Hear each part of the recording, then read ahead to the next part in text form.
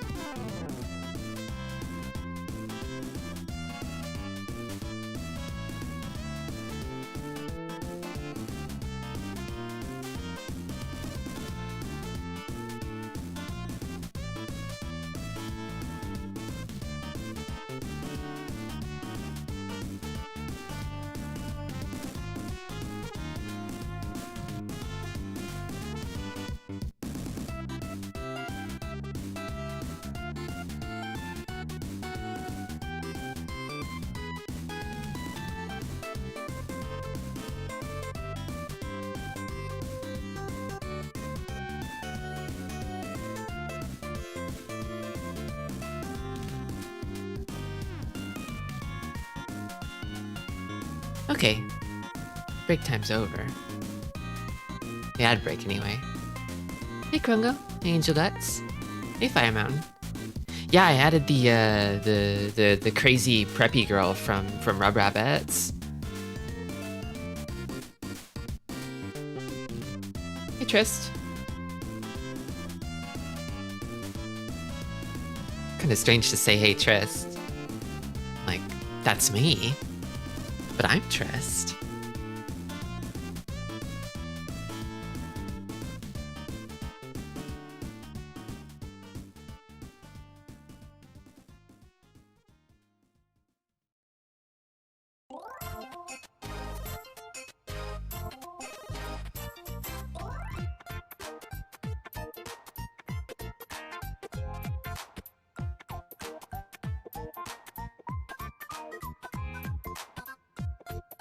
Well, you know what they say. Silly minds think alike.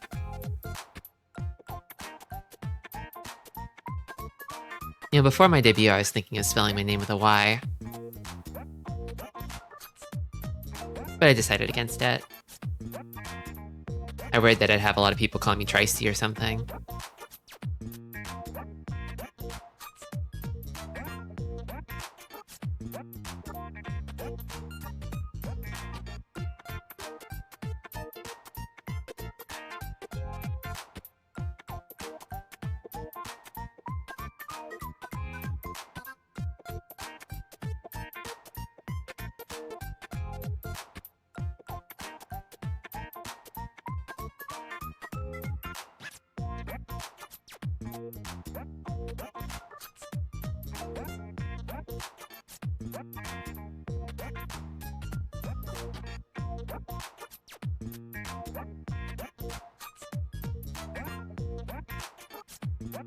Christy's big try. I'm always trying. Long-time Twisty heads might know. They might have recognized that I'm always trying.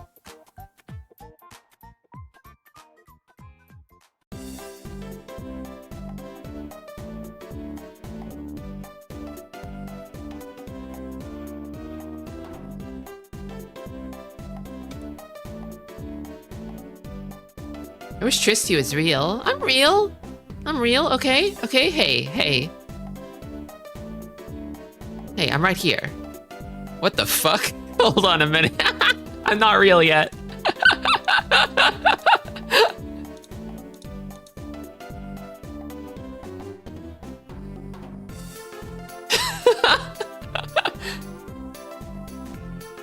Okay, so the thing is, Tristy will never be up to date. Tristy will never be up to date because the new version of Honk, the 3.0 alpha sucks. It's bad, it's broken. So I'm on 2.0 forever. I'm a 2.0 Honk lifer. That's fake, don't worry. I should have done the technical difficulty screen, but I panicked.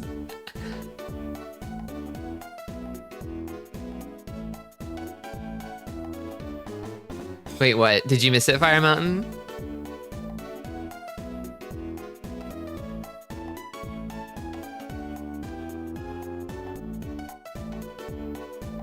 I know it's a pocket watch, but I always interpret what Tristy has in their hand in this running animation is either a Wii nunchuck or an iPod. Oh. The third evil Tristy twin, Trusty, can be relied on for anything and will never trick you. No, see, Trusty is just me. Trusty is just another name for me because I'm very trustworthy, you know? I'm so trustworthy. You can trust me. Was there a Honk update? No. So basically with Honk, there's 2 versions that you can download right now if you buy it. There's the 2.0 stable version and the 3.0 to whatever alpha version. And if I use the 3.0 alpha version, I get a lot of like phantom talking, like the model just animates whenever I'm quiet for no reason. So it just doesn't work. It simply doesn't work for me. Awesome that you're using a program called Honk. Yeah, it's a nice little coincidence. It's serendipity. Yeah, just 3.0 is unusable, which is kind of why I feel sad that the dev has seemingly abandoned the project, or at least it's on permanent hiatus. Yeah, highly recommend 2.0. Okay, so here's the trick for Honk users, which I think are just me and Fire Mountain in the chat right now. But so what you do is hold on. I'm gonna do some streamer magic here in a moment. Don't be alarmed. But like I'm gonna go over here. All right. I go into the Honk window, the microphone icon up here. Whenever I start it up, I will switch to an alternate audio input and then back again. Because if I don't do that, the lip sync is kind of delayed for whatever reason. I don't know why it's like that, but I always have to do that whenever I start it up, just like toggle the mic input on and off and on again. Yeah, I don't know. It's a haunted program. It's haunted. It kind of only just barely works. Yeah, apparently Unity, it's like the program is made in Unity and Unity has problems with microphone inputs or something with the way that Honk is using them, I guess. Did that awaken something, Neko? Are you familiar?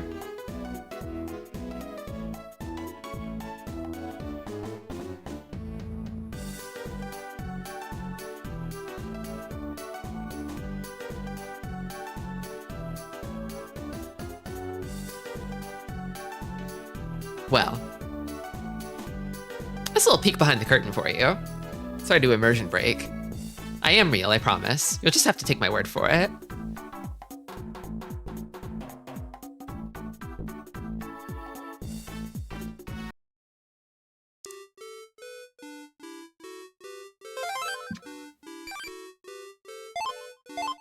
Let's see girl again, okay?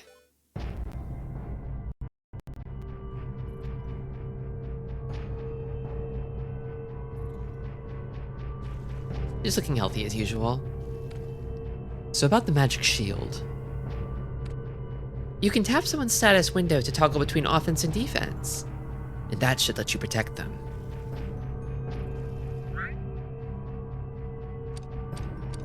I guess that's not all, because if we're protecting the girl, she can regenerate HP. Why is the game called Beyond the Labyrinth when you're in the labyrinth? I don't know. I mean, games are just like that, right? Like it's called Metroid even though you're Samus, right? It's The Legend of Zelda even though you're not Zelda. What console is this? Nintendo 3DS. It is it's an English fan translation of a Japanese exclusive Nintendo 3DS title. Just as I expected from you, Triss. What? The person will not be able to attack while they're being the shield, right? Right. And if that player returns to attacking after someone else attacks, then they'll be skipped. I see. But you need to be mindful of the timings when you change roles. Did you fuck with the stylus? You mean like if you mean messing with it? Like I can use, it's an emulator. I can use the mouse cursor. If you mean if more broadly I like using the stylus, yes.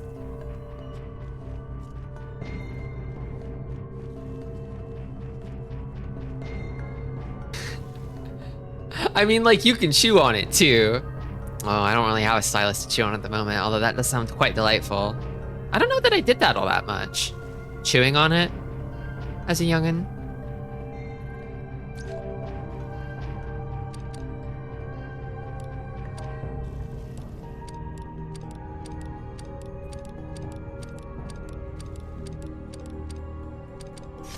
Oops.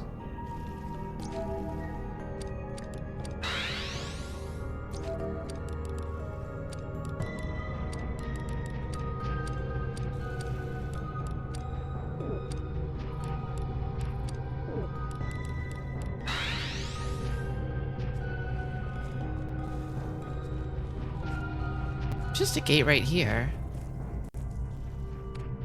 A barrier. That means we can move to another room, right? So we can jump down then.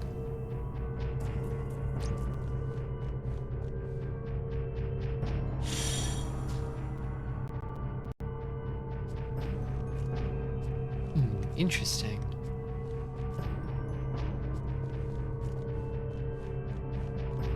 I wonder why we would want to do that. Attack.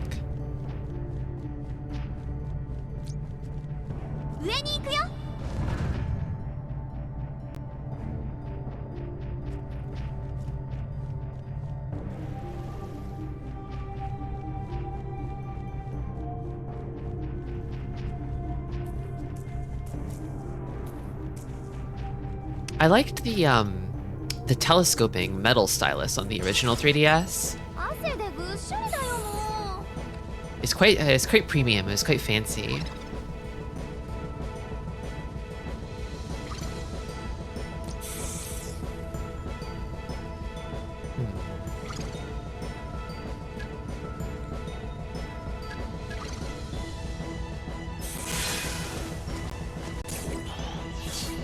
Later models didn't have a telescoping stylus, I don't think.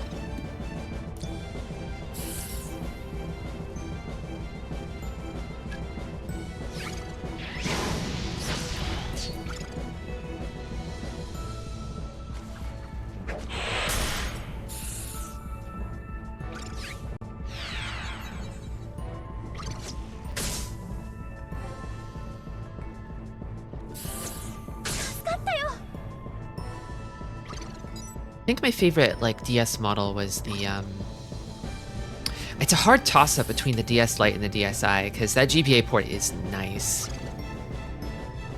really nice, but the DSi, felt nicer in the hands.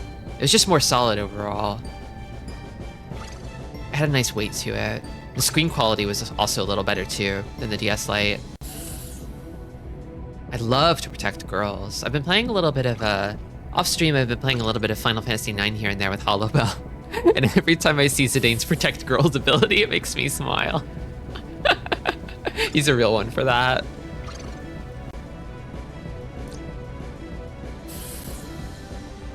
What can this worm do? Becomes stronger in lava. Oh, I see.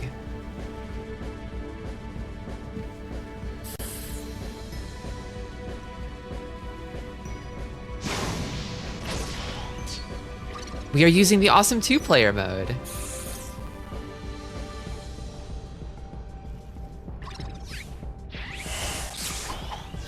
Yeah, we split the characters 50-50. If it's an odd number of characters, then I usually pilot the game in the overworld, so I give her more of the battle characters.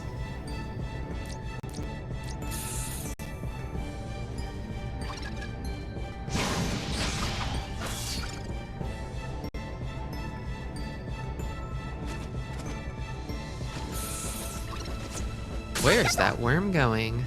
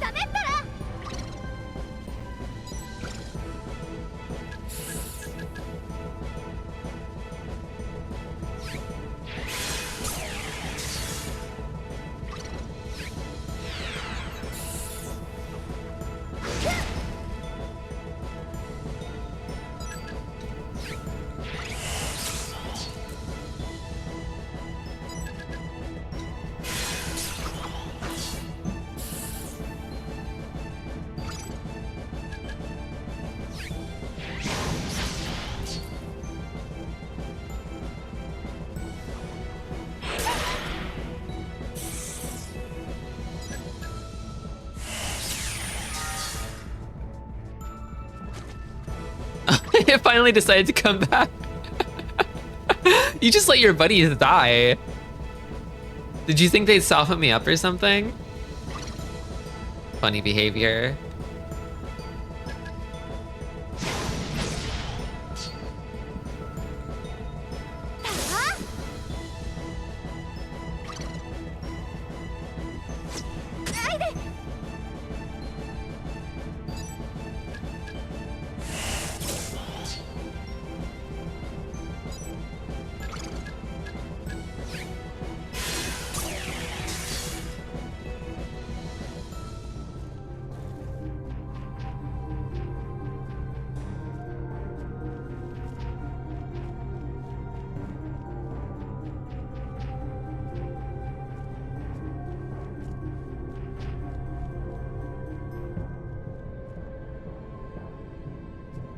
Is that a weird wall? I'm not sure if I know what the weird walls look like around here. I get a strange sense about this one, though. No, it's not weird. It's completely normal. It's Labyrinth. Thank you for the resub, Zeno.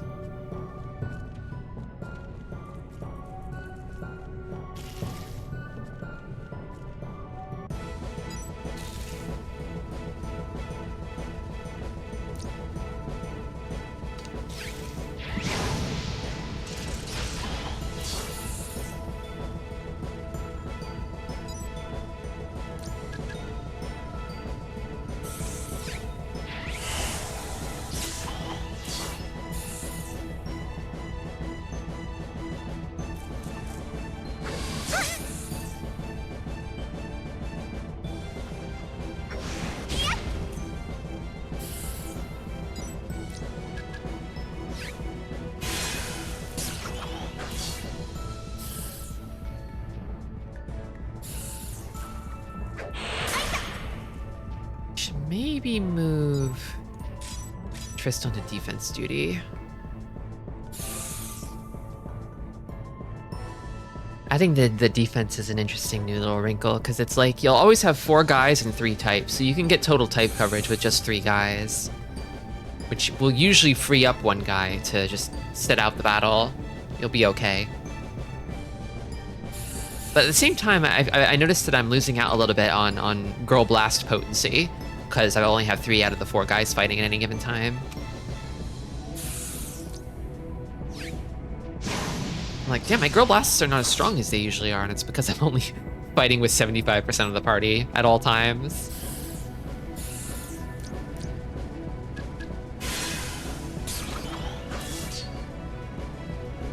Hello, G-Pool of Swell Time G-Pool fame. Welcome.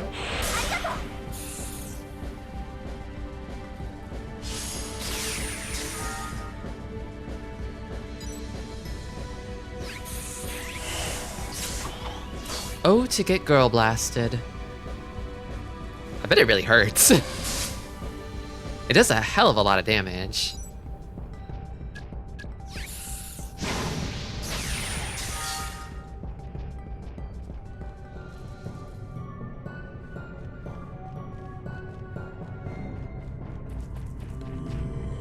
Oh, big boy.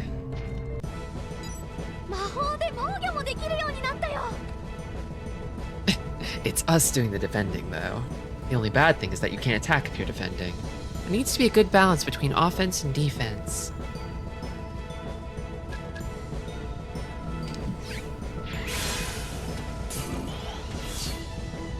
I feel like with 2 of these rock guys, I might want to switch to offense when they need it, I think. And then I might have edge defend instead.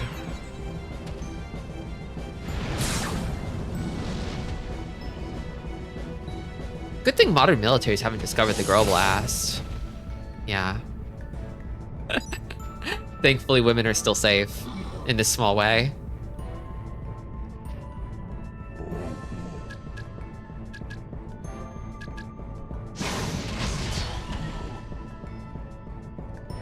Welcome back, Rando. Much like me, our heroine never stops wiggling. Yeah, she's always wiggling and bouncing and sashaying. It's awesome.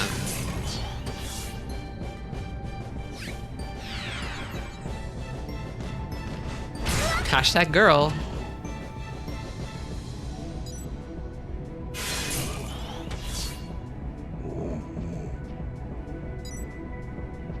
What if I dedicated 2 guys to defense? What would that be like?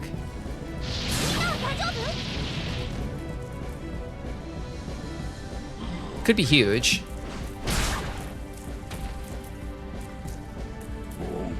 They're kind of both taking a lot of damage, though.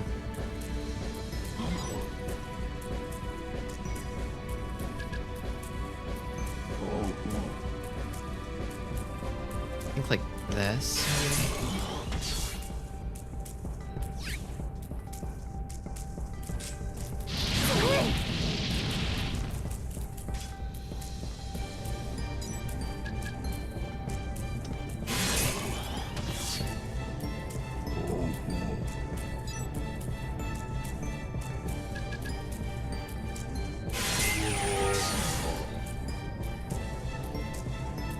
Oh, this guy showed up.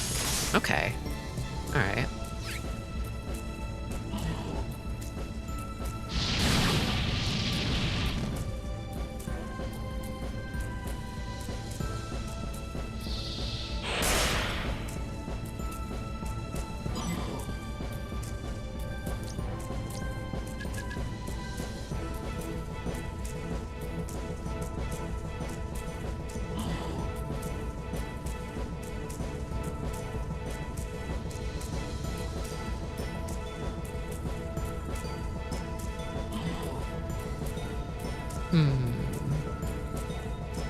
Nah, this guy will just heal it back.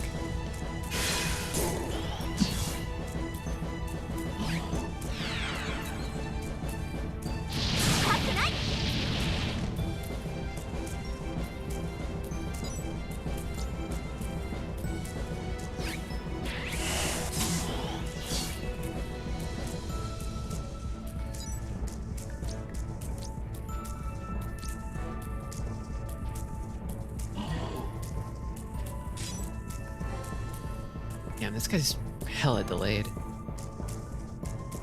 Can I like reset these turn timers at all? Do I have an item for that? Subtracts 3 from the attack order. Does that affect everyone? Probably just the... maybe it won't.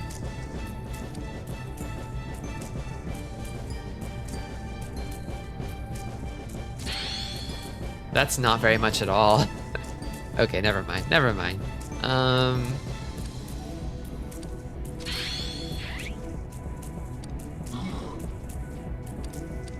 Alright, alright.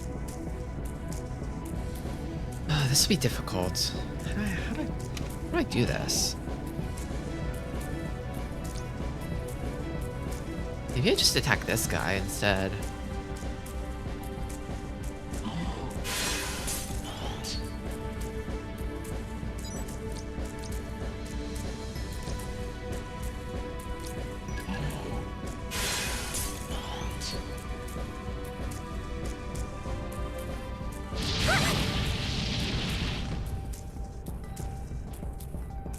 Big red guy is using weak fast attacks. Try to get a move in on him because he'll just heal it right back up.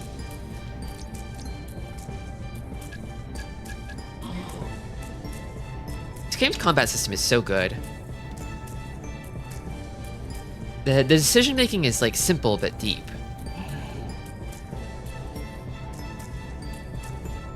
Sort of comparing this to the other JRPG I've been playing, Final Fantasy IX, I feel like there's lots of weird sort of like a lot of details that you can get like kind of punished for not knowing in that game, like what status effects are bosses weak to, you know, what sort of elemental weaknesses do they have. Like you kind of just have to try stuff and see if it works, that or use a game guide, which is a little annoying. I kind of like games to be mostly like self-explanatory and not require too much trial and error, or if they do require trial and error, I like it if they have like features that can help you, like bestiaries and stuff like that sort of log what you've attempted. Like Etrian Odyssey does that.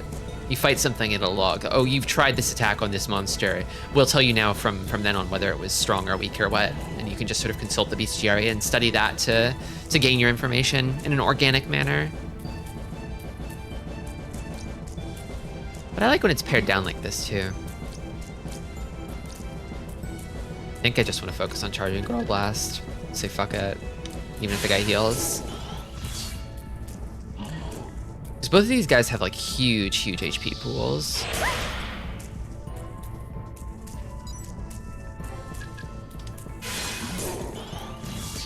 Now more than ever, we need Girl Blast.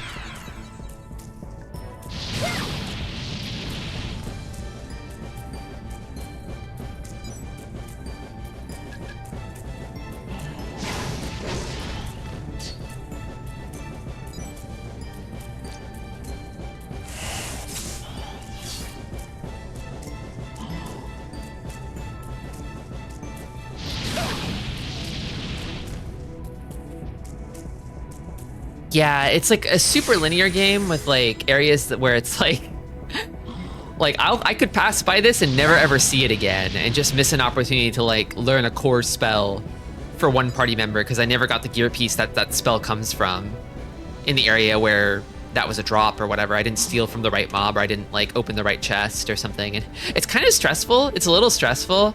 Not so stressful that it makes me dislike the game, but like it's enough that like whenever I crack open a guide, like I reach a point where it's like, hey, this boss is kind of tough. What should I be doing here? And then I see all of the shit that I missed. I get a slight sense of vertigo. I'm like, oh fuck. This game's too big. It's too big and there are too many like one-way gates, I think.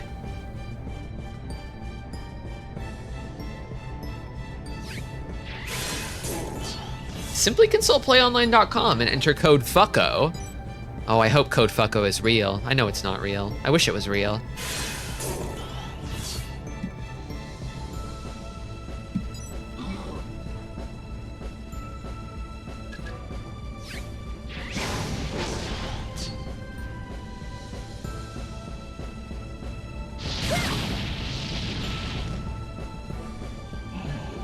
About to go fucko mode on this game.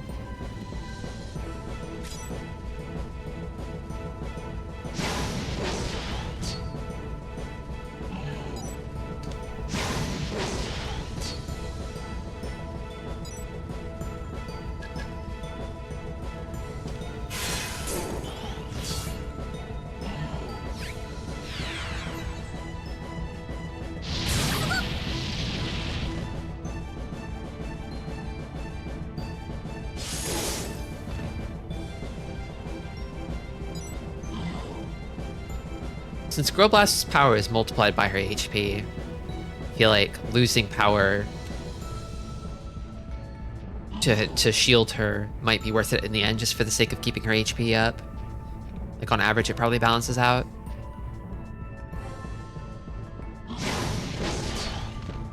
I hate when beefy guys like this just spam shitty weak fast attacks to stay ahead of your guy in the turn order. It's so annoying.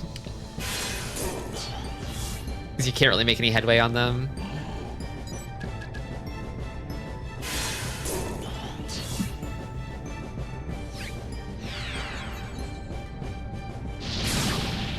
As far as I know, this game doesn't really have, like...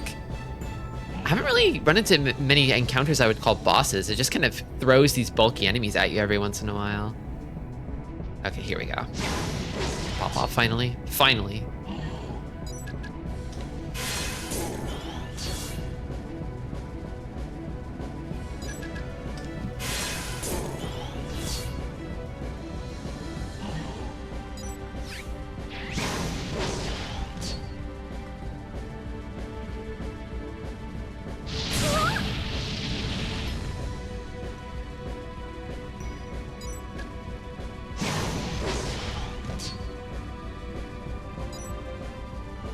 Probably worth it to power up Girl Blast.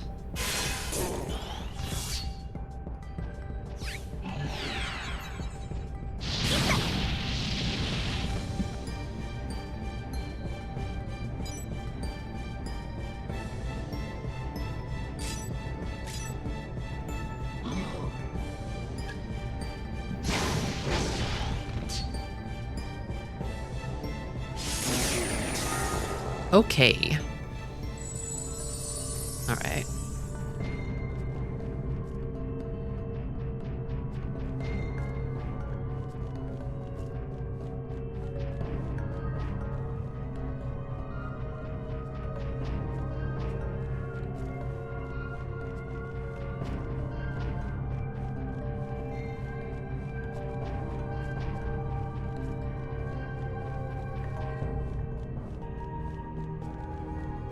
I didn't really have a PlayStation growing up, so most of the PlayStation library is new to me still.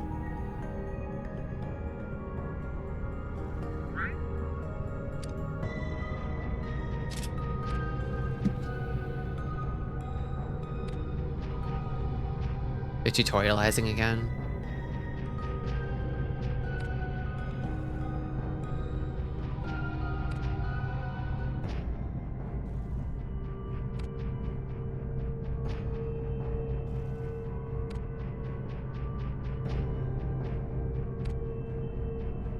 It is a bit difficult to micromanage everything.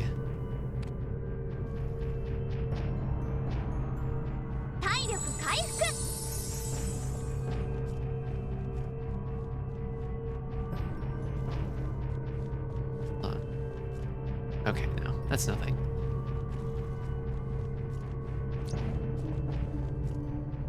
It is interesting how a lot of those, this kind of feels like it stopped being a thing so much by like the following sort of console generation, but all of those like initial 3D consoles had like a different sort of look to them. Like with the PlayStation, you had those like wobbly ass polygons, and then like on the N64, you had really blurry textures. And then I guess on the Saturn, I guess I associate that more with like the sort of dither transparency, because it couldn't really do actual transparency effects.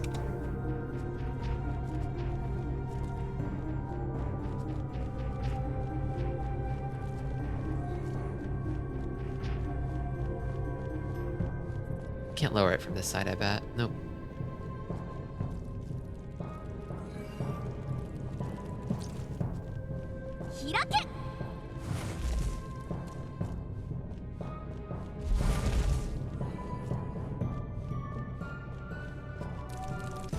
I haven't seen these guys before. What the hell? They're mostly scissors. Could use another rock guy.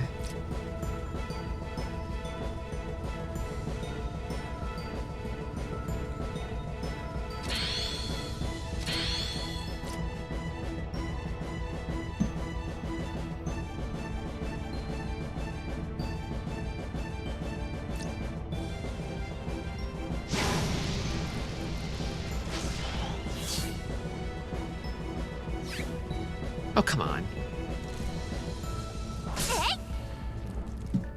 Pikmin-looking asses. True. I can't target any of them from here. Okay. Thank you. I guess. You go in and you come down.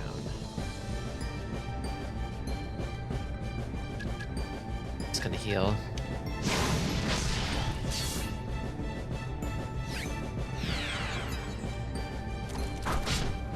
This damage. Oh, are they all like... They're like a centipede. Okay. Interesting. Does only the front one attack then? What happens if I take out a middle piece?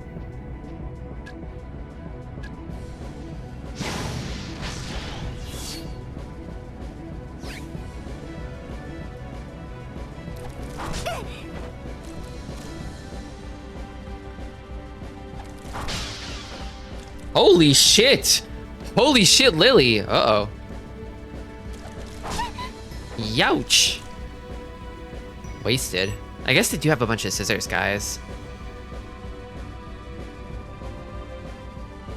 Damn, maybe I should change edge to rock, too.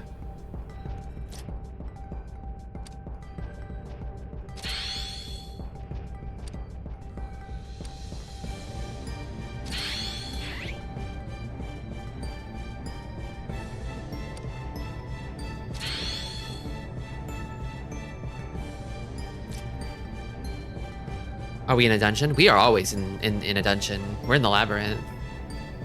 This game is like one big dungeon. Welcome back, Atomic.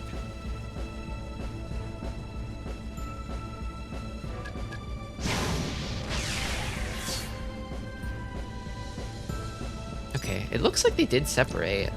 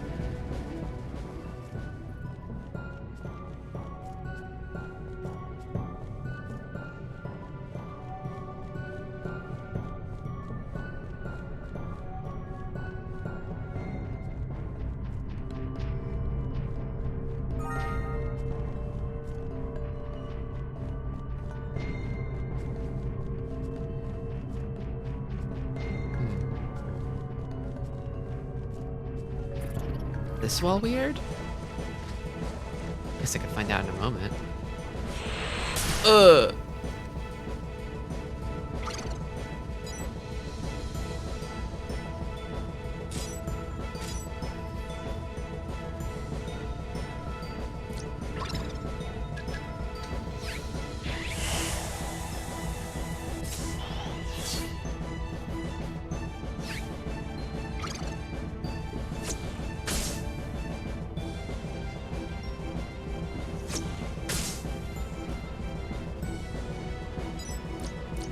definitely feel like healing has gotten a lot more sparse since they introduced the girl protecting mechanic. You gotta be way more careful about her HP now. You know, just have abundant healing puddles around for you to refresh on.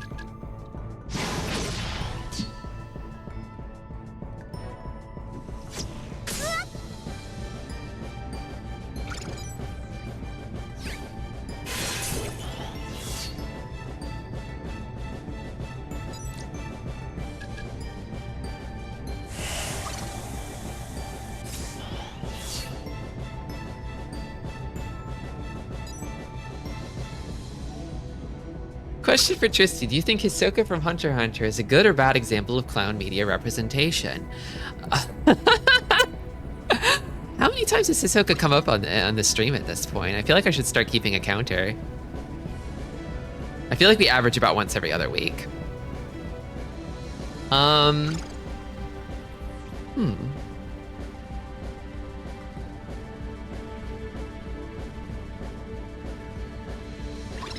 So representation is kind of like a bit loaded, right? I feel like usually when you're talking about representation, it's supposed to be something that's like, I don't know, like, I think the unspoken thing about representation is that it's supposed to be flattering, right? I don't know if Hisoka is necessarily flattering, but I do think he's an excellent character. He's a great villain.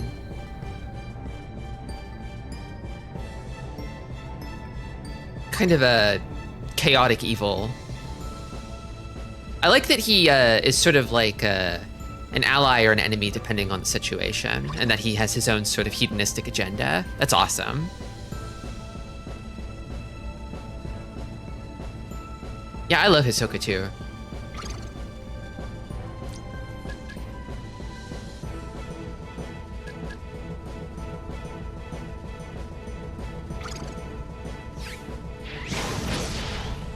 He's very entertaining. He steals whatever scene he's in, which I think is something that all clowns aspire to do, to have that level of charisma.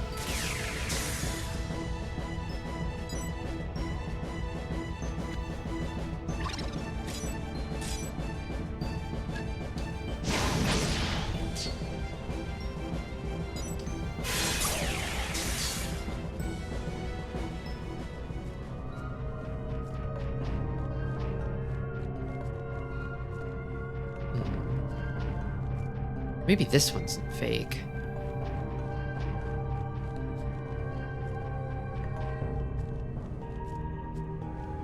Maybe it's more obvious than that. Thank you for answering. Wanted to make sure I was respecting the clowning community.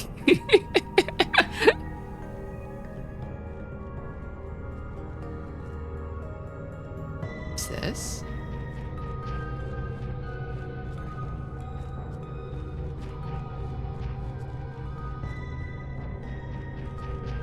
There's a heal over there. I should pick that up, actually.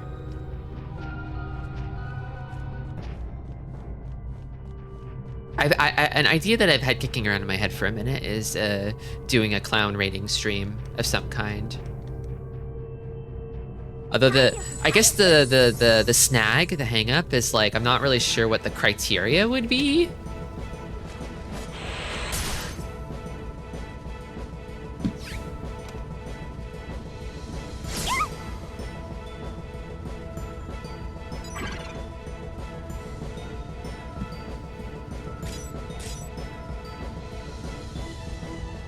More than half your friends here are clowns in some degree. Notorious clowns like Krusty, Pagliacci, Oda Nobunaga.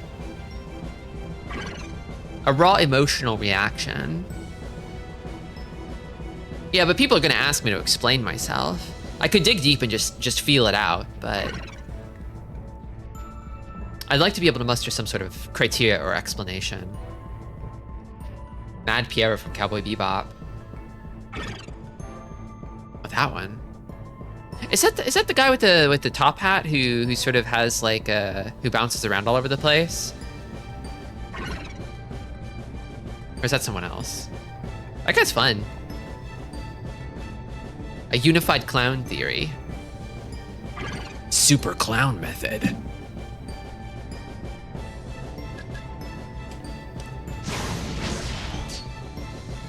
Yeah, I'd say he's clown enough.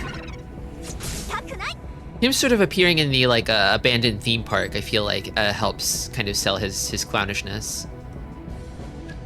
I don't think you necessarily need the makeup to be a clown, although it's a strong signifier.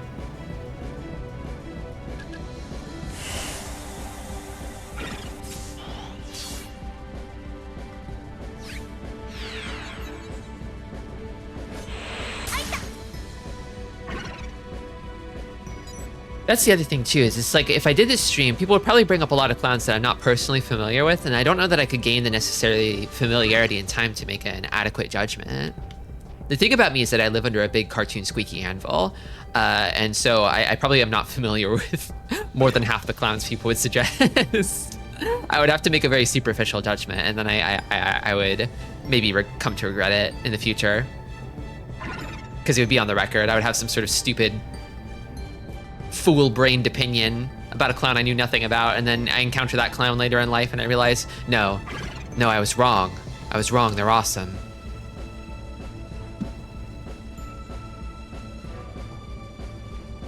At what point does makeup become clown makeup? That is a very good question, Fire Mountain.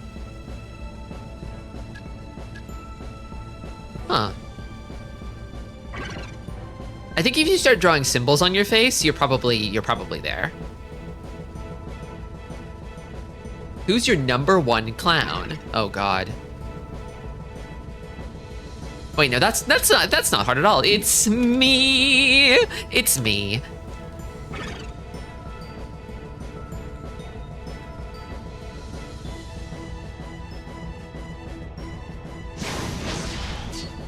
There you go, as it should be.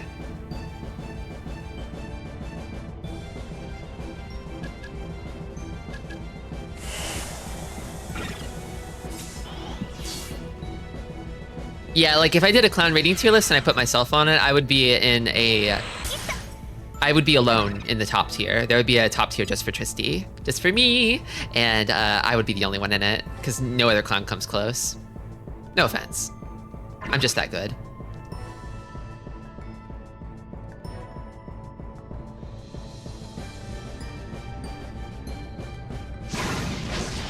The T tier, exactly. I'm sick of this fucking mage dude over here.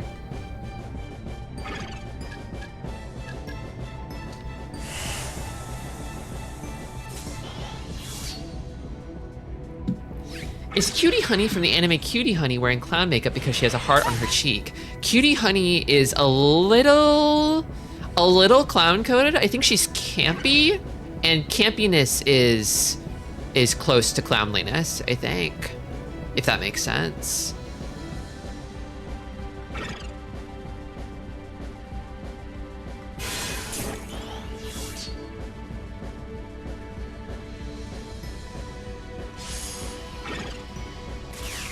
Finally.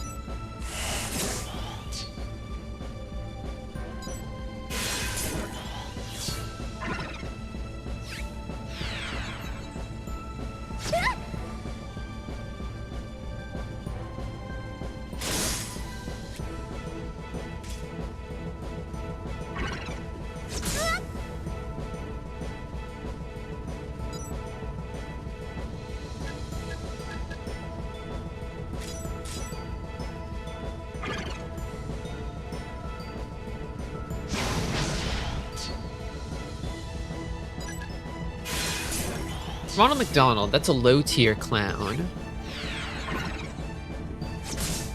I mean, he's a corpo sellout for sure. But in terms of design, just in terms of raw design, I don't know, I think his design's kind of strong.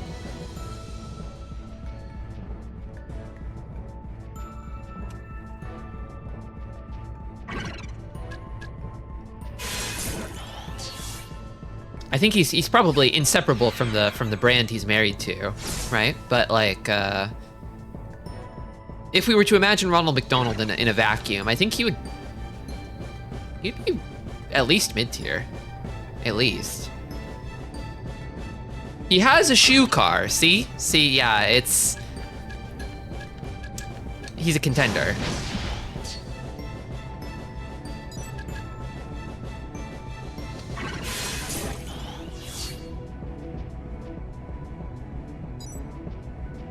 His dedication is not to comedy, it's to advertising. I think there was a brief period where, back in the days of those Toho McDonald's, Ronald McDonald remixes, where like, I feel like he peaked, you know? He became like a Hatsune Miku type figure for a moment. He was almost reclaimed by the public, if that makes sense.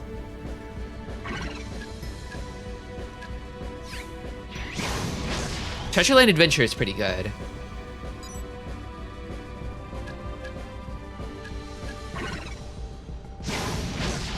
Who's the quintessential clown? Oh man.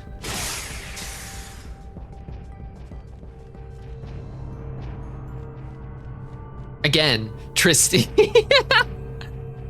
Okay, I don't know if I'm quintessential. Am I the best? Am I the GOAT? Absolutely, but am I quintessential, you know? I don't know. I don't know that I have mass appeal. You can be the GOAT without having mass appeal. Gotta be Bozo. I bet he knows Bozo.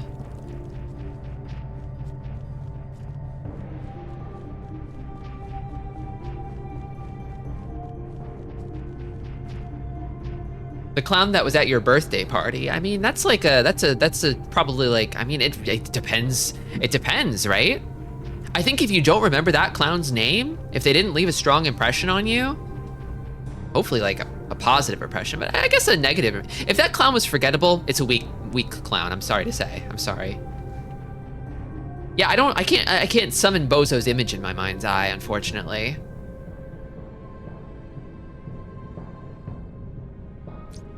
There's a bunch of doors leading down into this hole here, and I think the hole is summoning me. The Three Stooges are clowns, which I find questionable. I think they count. I think they count. And I do think they're up there.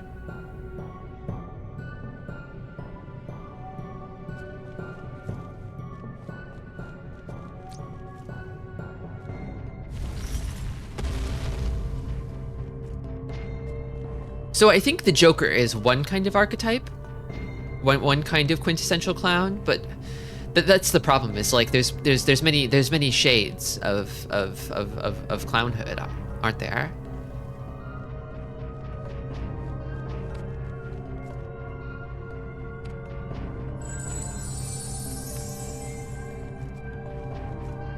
Like if we're talking about Hisoka is kind of like a refined Joker, but ultimately he's modeled after the Joker archetype. Honestly, perhaps more neutral even than Joker is, because he's more like self-serving. And rather than causing like anarchy, he's more about intimacy, his own sort of warped sense of intimacy. He always makes it personal.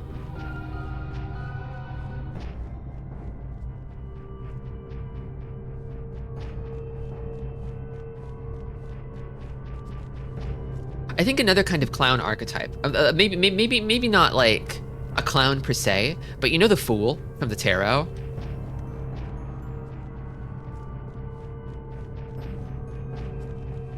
I think that aspect of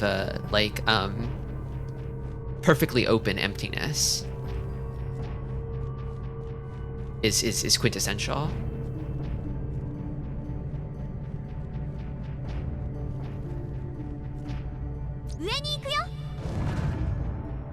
He doesn't really want anything.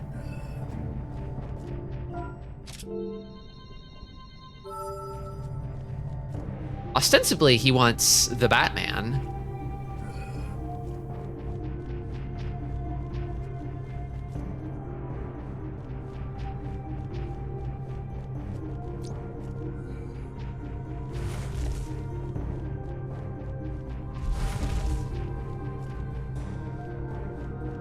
He's just trying to party. We were talking about clowns and gestures the other day, and I feel like the Joker honestly has like a bit of a gesture thing going on for Batman, and that he seems to be doing it to court Batman's attention, to vex and frustrate him, and monopolize him, you know?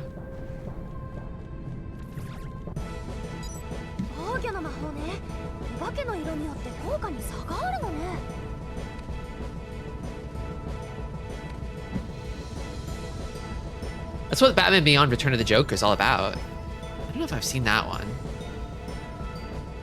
Joker doing the gay little dance that pisses Batman off.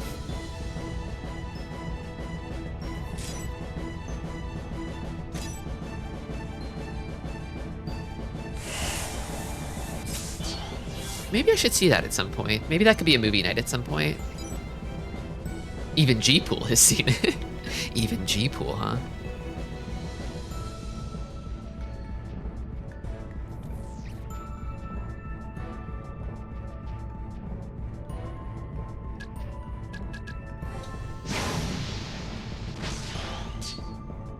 Some scenes of forced Jokerification. Always a good one. Always a great time.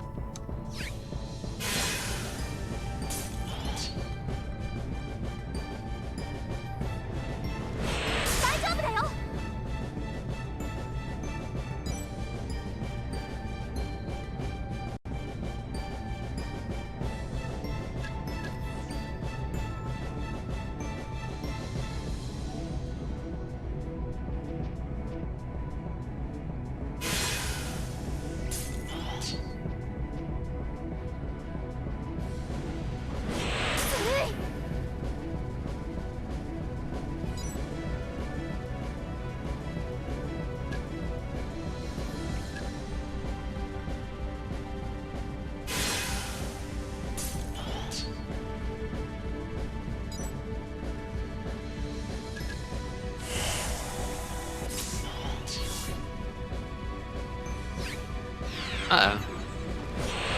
Ad break snuck up on me. I think I cut it off in time.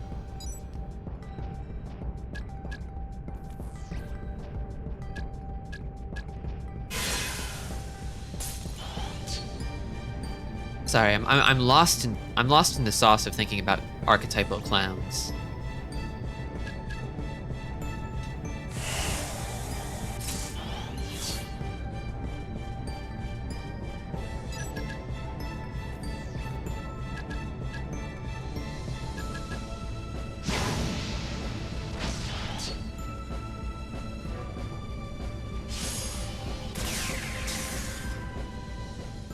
Okay, I can actually take an ad break now. I will see you in 3 minutes. Keep thinking about this. Keep chewing on this. I know I will be.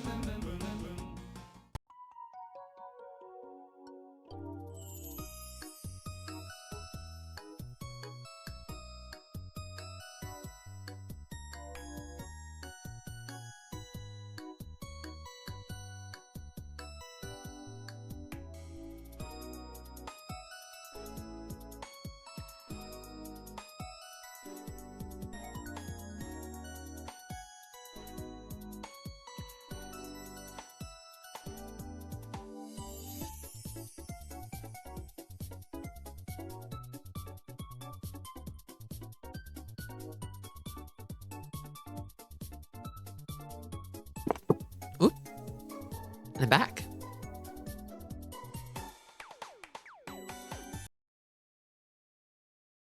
Switching it back over, and there we go. Clowns, huh?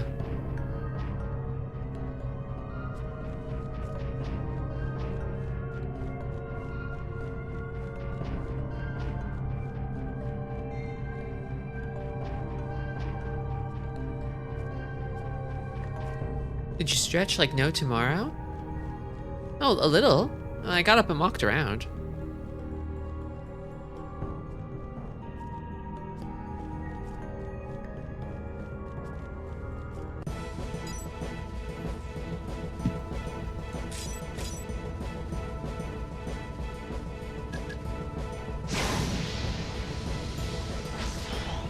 I keep coming back to Bugs Bunny.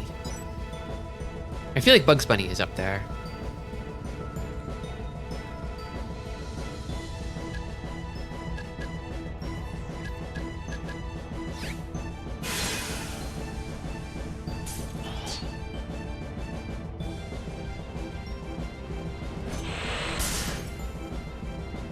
Yeah. He's tricky, fundamentally. He's a trickster. And yet, I think that, like, clowns fundamentally are like switches to me. They can be the deceiver or the deceived. They could be the instigator or the fall guy. I think you need to be able to occupy both positions. Yeah, as long as it's funny.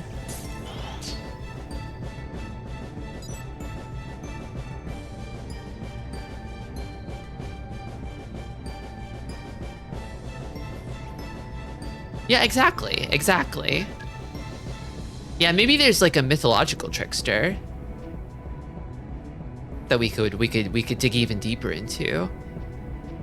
The Fool of antiquity. Loki. Yeah, maybe.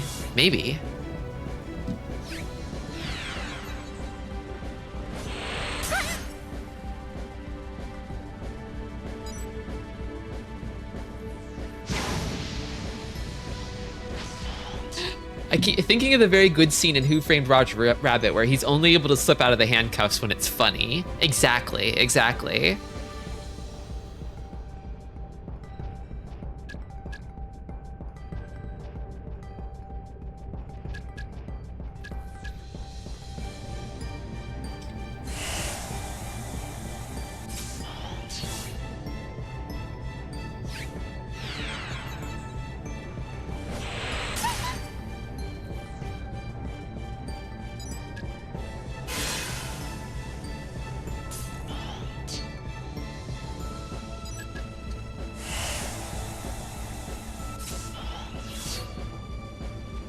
Do you believe the distinction between clown and jester is noteworthy? I do.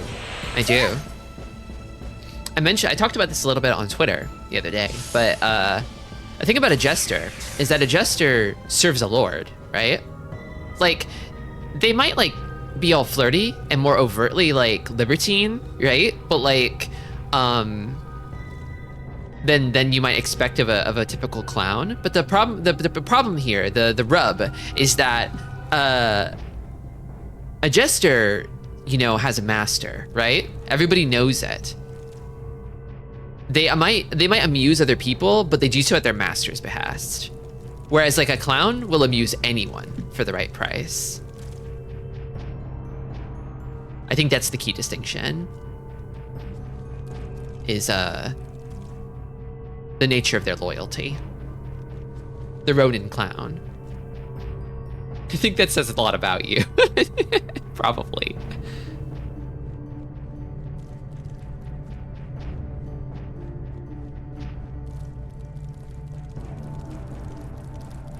Like, if you think about it, the way I see it, a jester is like a knight, but a clown is more like a mercenary, you know?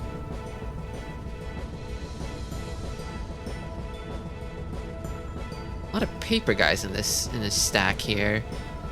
I don't like it. I need another scissors.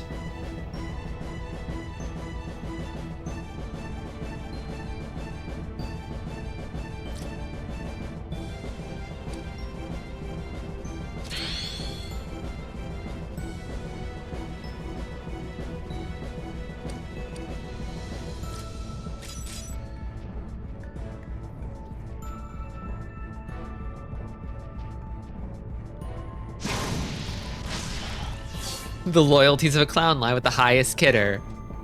True.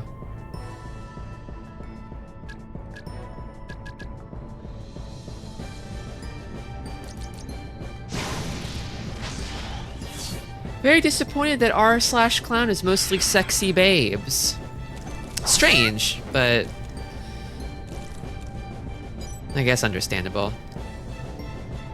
The nature of any given subreddit is basically kind of down to its moderators, like what they cultivate it, what they prune and encourage it to become.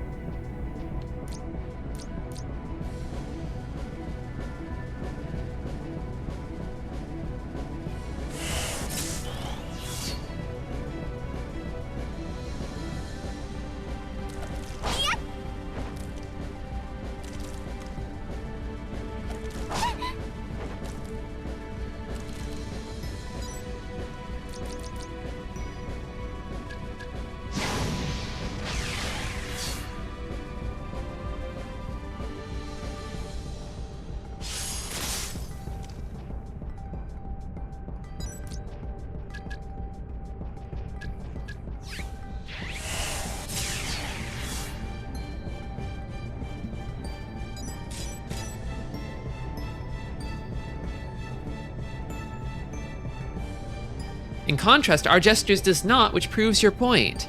There you go. There you go.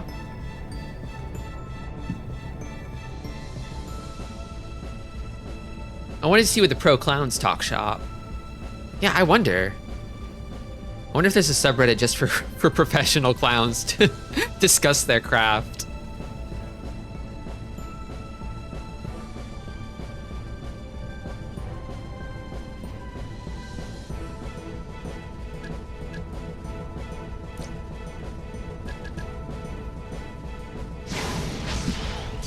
Let me see this clip. Give me just a moment. I'm gonna take a look, see at this. I don't think I can.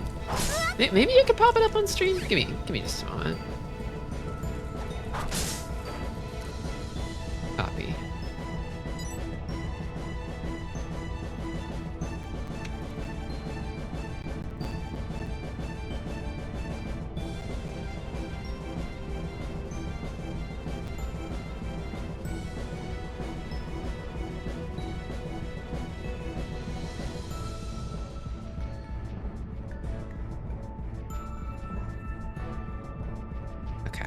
Switching it over now.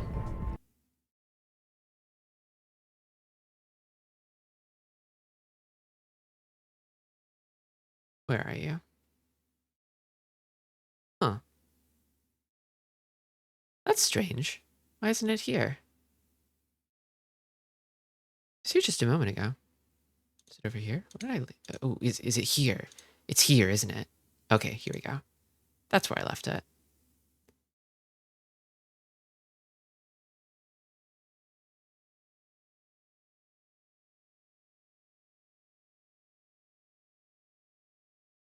Yeah.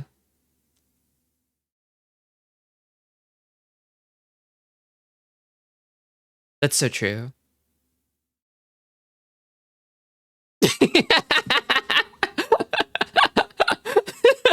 No sound? Okay, well, you'll have to enjoy it yourself. I'm not playing it again.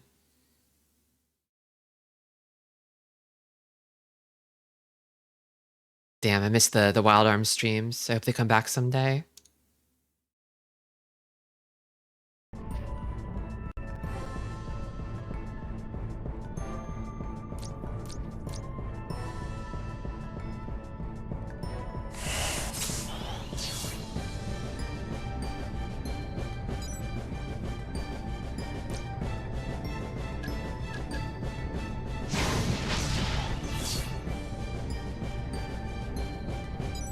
I'll go fix that some other time. The sound on that. I wasn't prepared for it.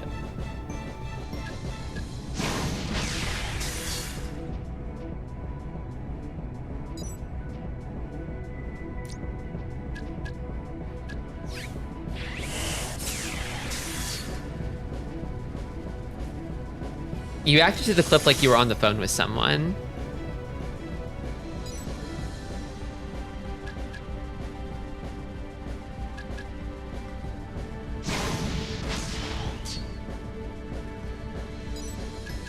I'm just referencing the course material.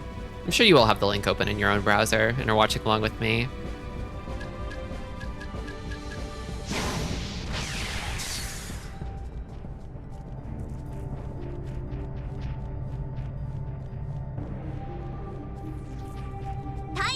I learned the voice of Goofy. Got his start playing shitty clarinet for laughs. Kind of a funny bit. I don't know if that kind of bit would... No, it would fly nowadays. You could become a TikTok star with a bit like that.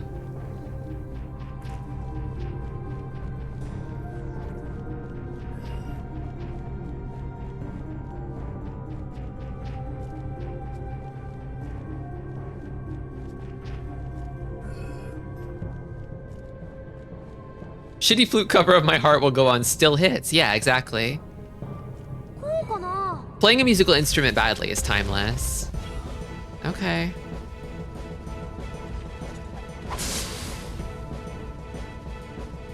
What element is this guy? Scissors? I need to move up a little bit. Big boy. Big boy. Okay.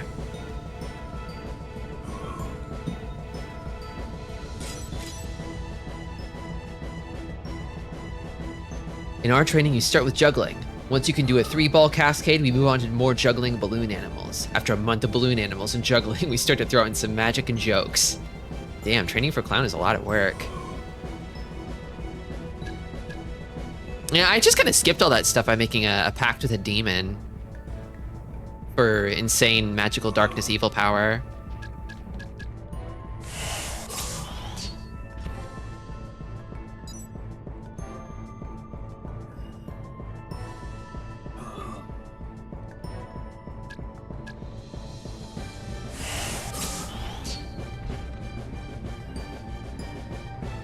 Did you go to clown school or are you a self-taught clown? I'm self-taught. I'm self-taught.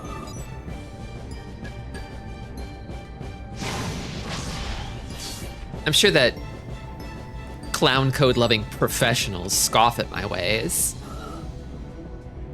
But I think they're a bunch of old fogies who are behind the times. I mean, we just said that r/clowns has completely gone sexual, right? But right there in the clown code, it's like, clowns should never go sexual. It's against the clown code. Who's the real fool here?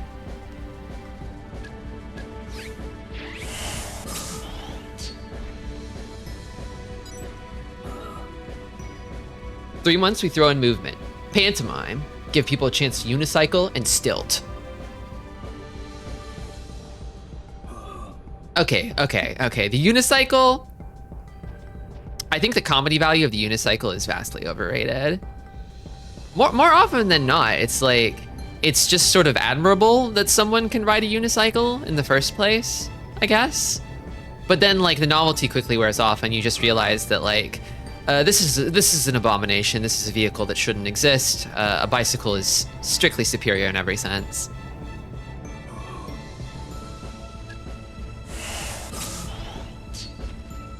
Are there any huge drawbacks to a contract like that, or is it all goody because the other party just loves to see merriment and lighthearted trickery? Well, I'll never look normal again. I need to be silly or I'll die. But yeah, it's a pretty good deal, honestly.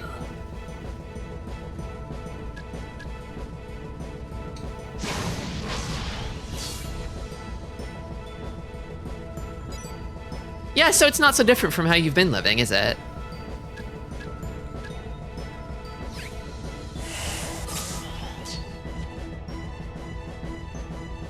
Just the times we live in. Just a little ahead of the game.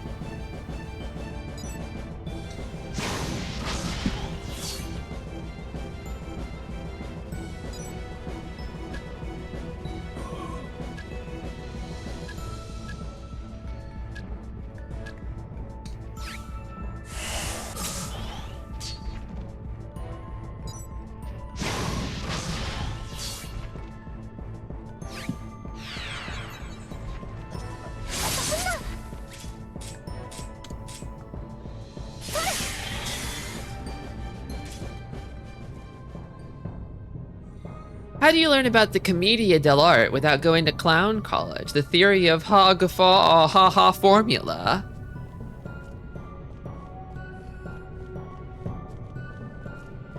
I don't think you should constrain your thinking too much. Theory's nice and all, but I think this Jack thing's out of the box. I think that's my strong suit.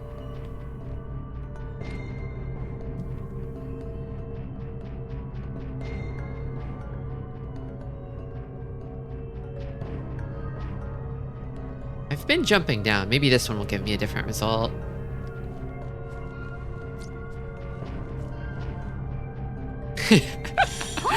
Dangerous. I exposed you to Gamble Core, and now it's all you can think about.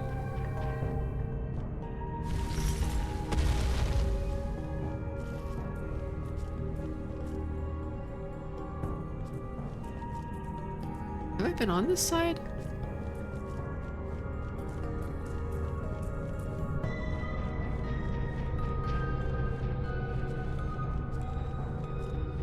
At the 5-month mark is when they sit you down and give you the talk about how many types of clowns are out there.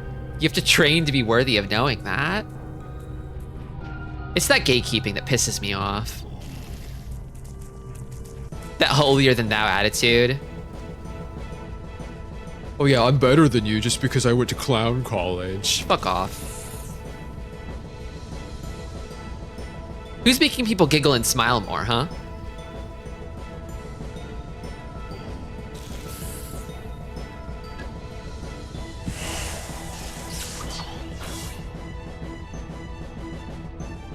At the 5-month mark, they warn you about Tristy.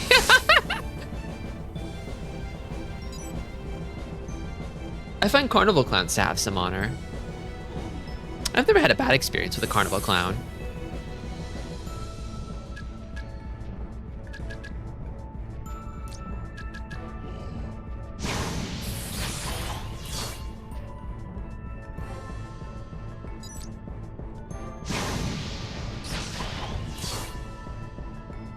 You ever dunk one of those suckers in the dunk tank? No, I don't actually have a very accurate throwing arm, sorry.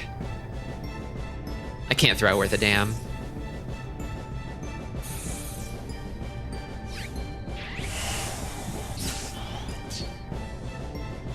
Oh shit, they're all rock guys now. I'm in trouble.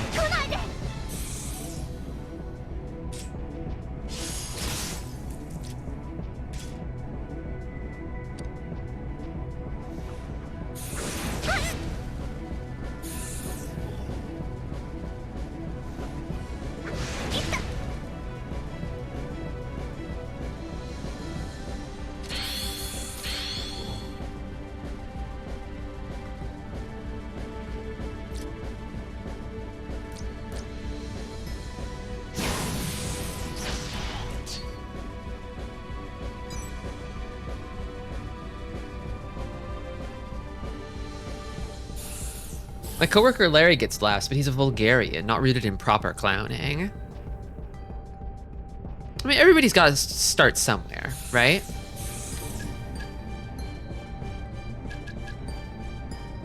I think it's important not to rest on your laurels. And dig deeper for even funnier bits. Funnier, more intricate, complicated bits that you can really sink your teeth into.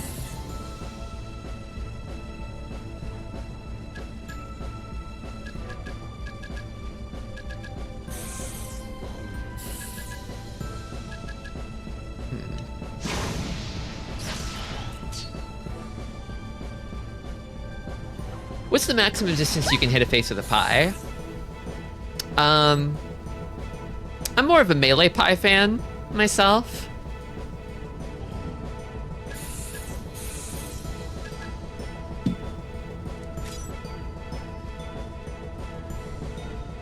I mean, I played the super pie throwing. The melee pie is a little OP.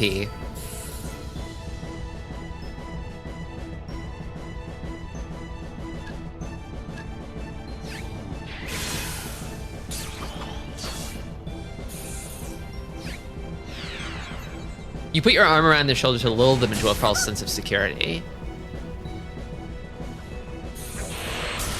Yeah. The classic move of like you do like the feint, you like tap them on one side and then pie them from the other in the blind spot. Works every time.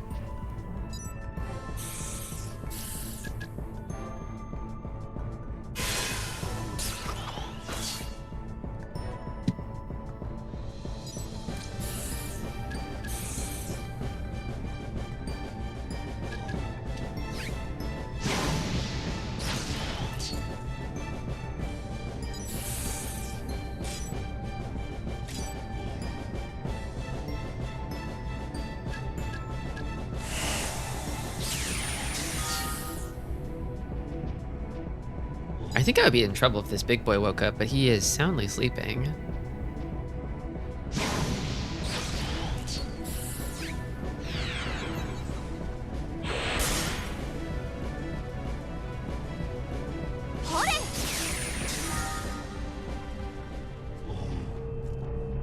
Thank my lucky stars for that. Okay, I can just take him on one-on-one.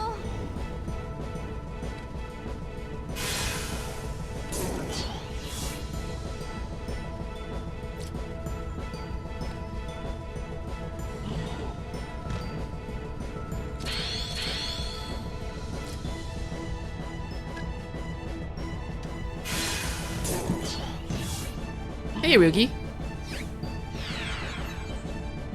Welcome.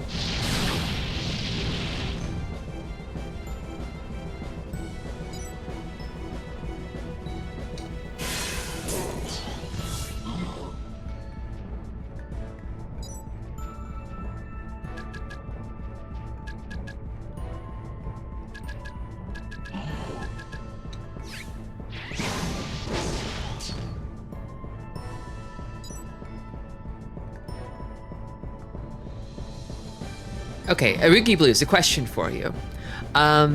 If you're still around, if you didn't just pop by just to say hi.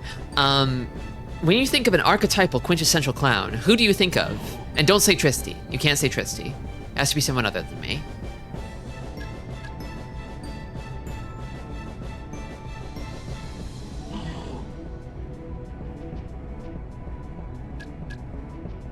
Knights. Ooh. Knights is a good pick, actually. Very pure. Very pure. Almost bestial.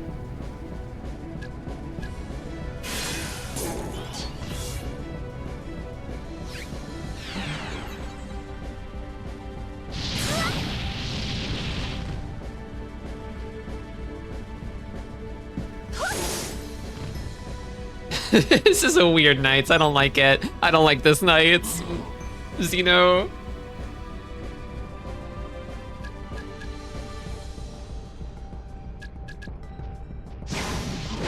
Can you picture Bozo the Clown without looking up Bozo the Clown? Do you know what Bozo the Clown looks like?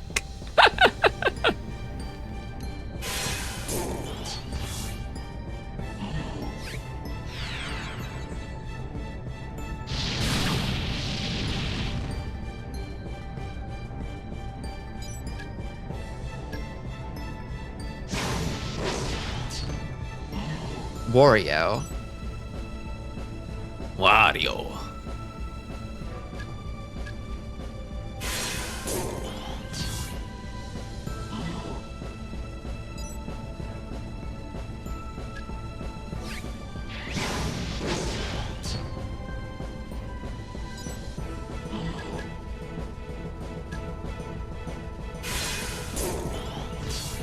Oh, I fucked up the turn order completely. Should be the other way around.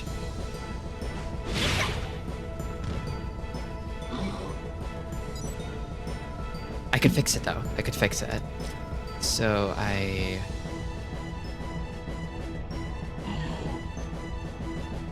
skip. Blast.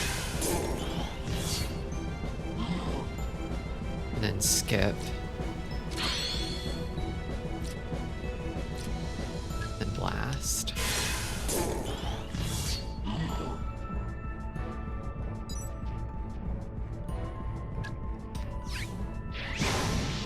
Okay. Patched it up.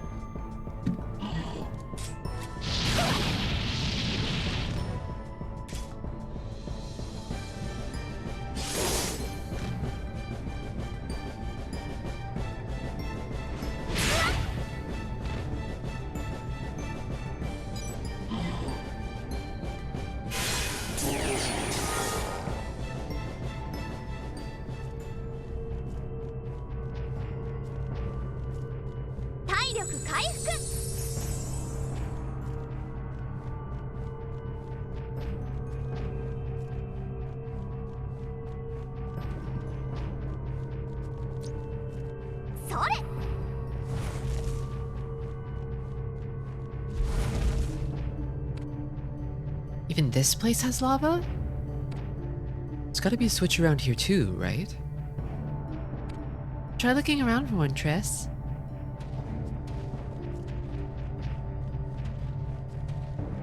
Looking at pictures of Bozo, I think Bozo is suffering from a kind of brand identity issue where he was so iconic as a clown, his image is just generic clown now, like Kleenex or Band-Aids. Yeah. Yeah.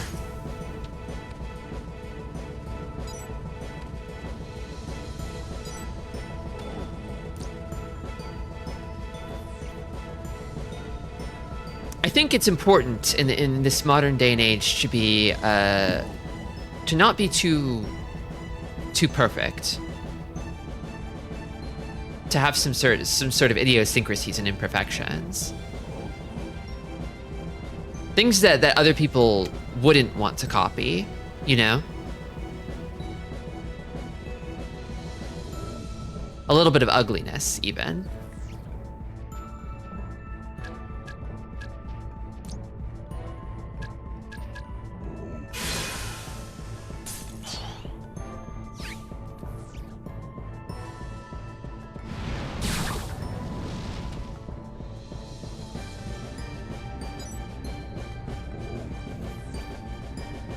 I feel like if you look at like a lot of those like AI generated images nowadays, they're kind of like all polish, no substance, if that makes sense. Because they're sort of copying a bunch of cracked artists, right? But like they don't have any like soul behind them.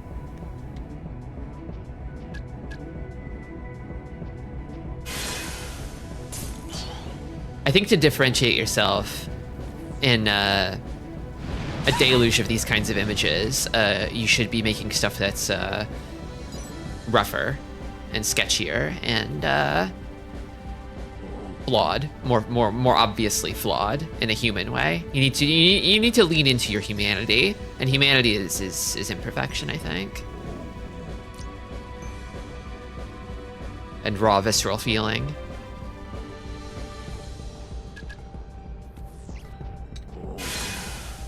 It's always really bright and shiny. Yeah, it's really like, it has like a kind of glossy appearance to it. It's a bit too smooth, usually. Yeah, show the paint, show the brush strokes, you know? Show the paper grain. Show the material.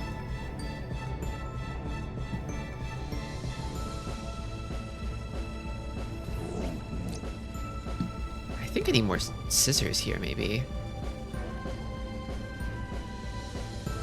Maybe I put one paper on defense. Like so, and then...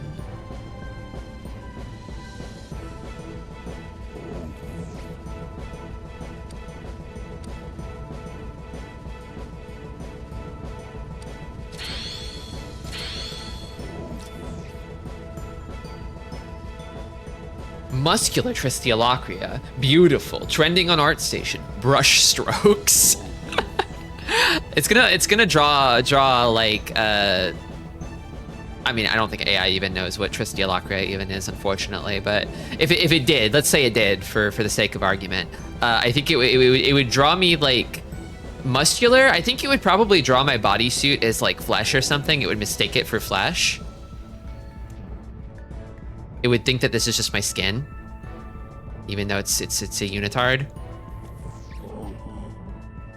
even though it's tights. And also, it would probably show me like holding a paintbrush or something, and an easel, or palette rather.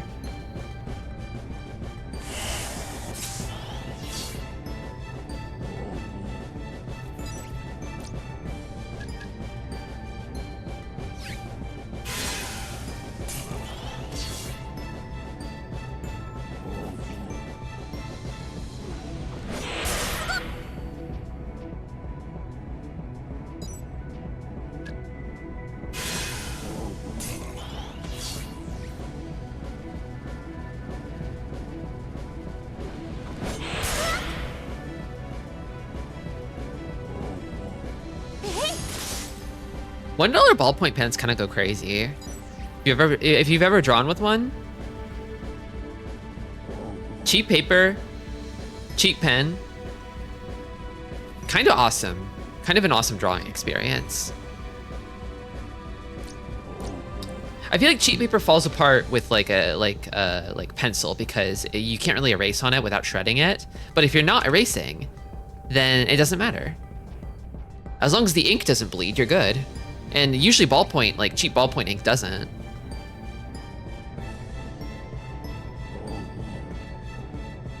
G-pen nibs are kind of hard to use. I've tried using them before, but pen nibs are they're difficult. High skill floor.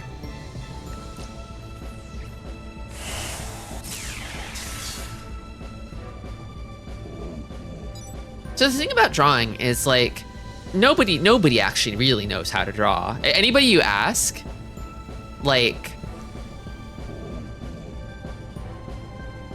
regardless of their level of skill, they'll probably say like, you know, I have a long way to go. If they're being honest, they'll probably tell you that they have a long way to go, regardless of their skill level. The thing is, you just draw. You just draw. Just make a picture. There's only one sort of picture you can make today. Just make that picture. Don't be too precious about it.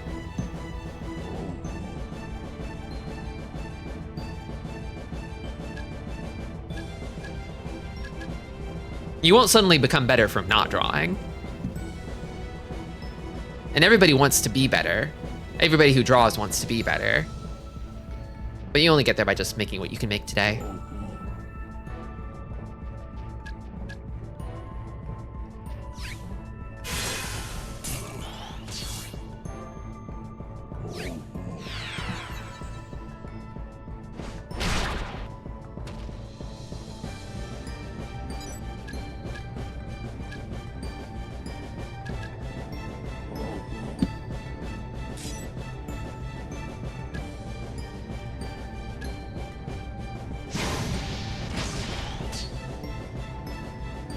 I like to draw with streams on in the background, personally.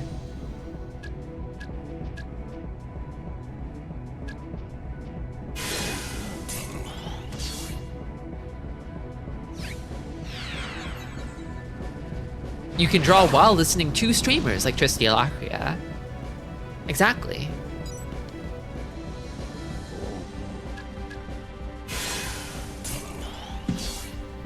And there you go. It's trendy.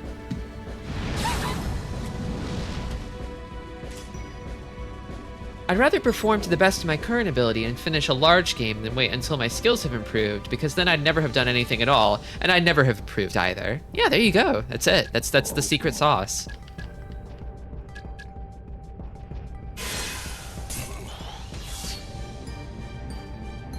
Tristy Alacria, often referred to simply as Tristy, is a content creator known primarily for her activities as a VTuber. Tristy describes herself as having a past as a villain, though she emphasizes that this was long ago, suggesting a playful or narrative-driven character development. Did you ask ChatGPT about me or something? Is that what that was?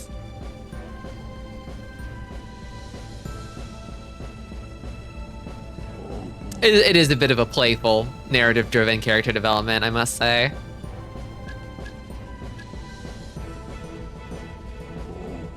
Interesting that the AI chooses the she, her there. Kind of fun. Kind of fun.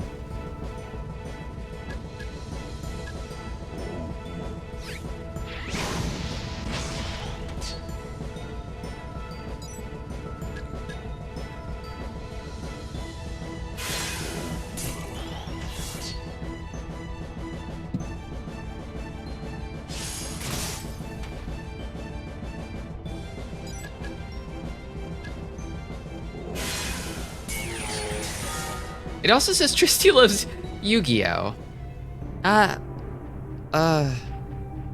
Well, sort of. Maybe not in the way that people nowadays love Yu-Gi-Oh. I don't really play the game, you know? I'm a big fan of like Yu-Gi-Oh! Season 0.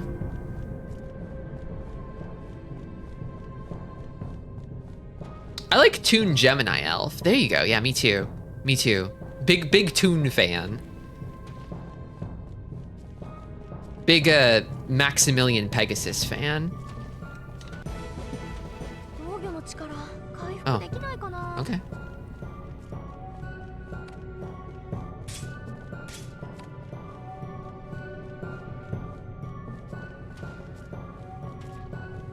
Finding out that the Toon deck sucks in the actual game broke my heart. The Millennium Clown nose sounds a little awful. I don't think it could look good. Unfortunately.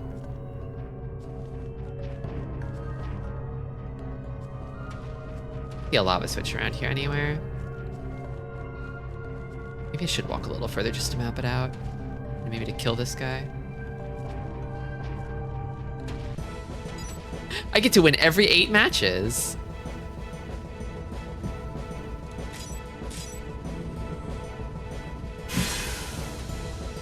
I should have held back.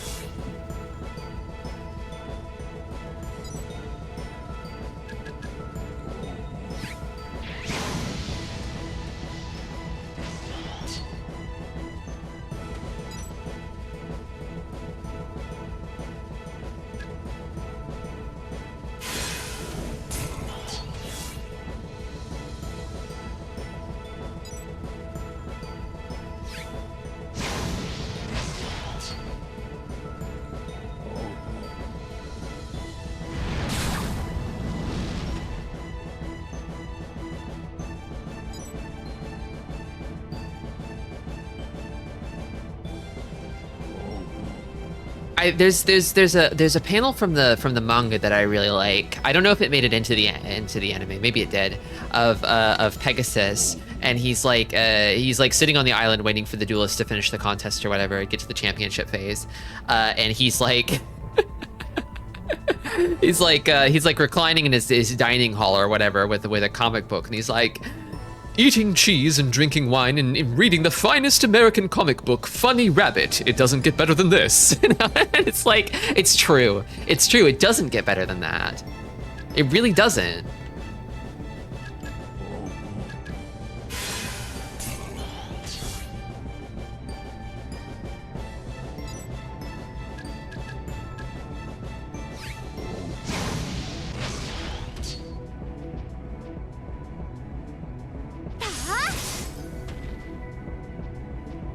All of us Americans simply adore Funny Rabbit. Is that Saint Seiya? Huh? We're talking about Yu-Gi-Oh!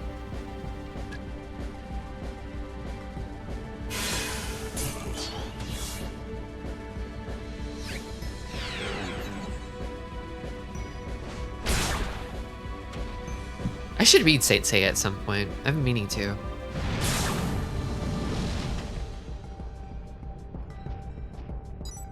Yeah. Pegasus is what got your ears to perk up. I figured that was it.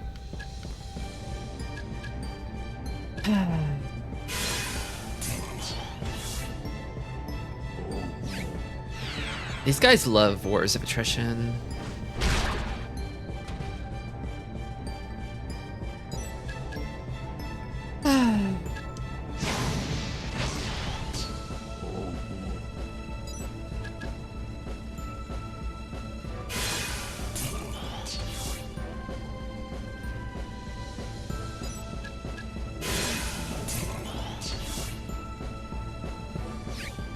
I know that the boys are all beautiful in that, and they have beautiful gold shining armor.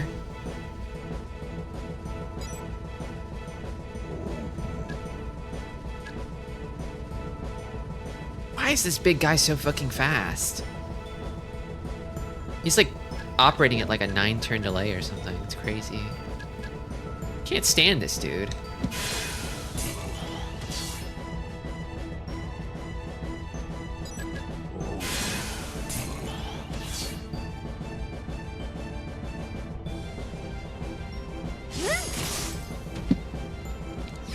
Maybe I should do this instead. If he's not gonna let me get, like, good big hits in, just tip him away with damage he can't heal.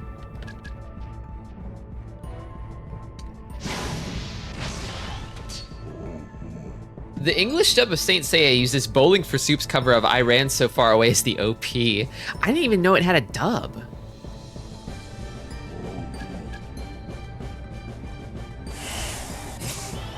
Saint Seiya is massive where I'm from, so it was a culture shock finding out it's not that popular in English.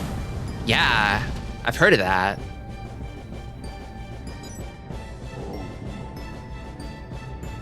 I think it really just comes down to, like, what kind of dub did it get? What sort of, like, time block was it broadcasted in? Because some of those anime kind of got fucked over by getting stuck in, like, a 5 a.m., 3 a.m. morning slot, so they never really had a chance, you know?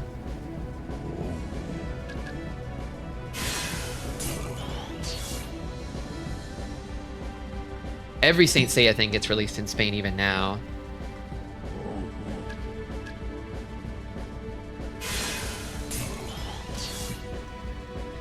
They recolored all the blood to blue sweat. Interesting. It was 7 p.m. time slots along with Digimon and DBZ back home. Digimon was strictly a like a morning cartoon here. And then DBZ was like after school, kind of, like around like afternoons, 2-3 p.m.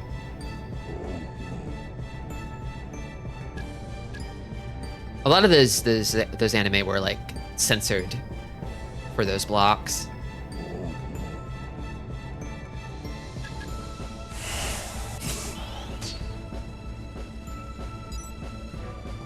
The UK release of Space Adventure Cobra movie uses the song Drive Driven by the electronic band Yellow as an opening, so technically it counts as an Annis song. What is this, Krunko? What have you sent me? Oh, is that Toon Elf? Is that Toon Harpy Ladies? Or is that's not Mystical Elf, is it? Toon Gemini Elf, there you go.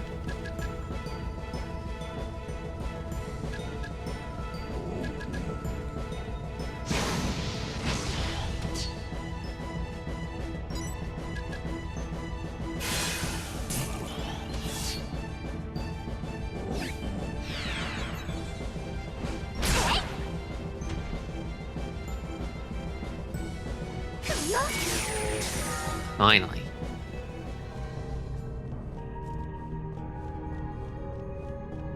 Oh, there's a turn here.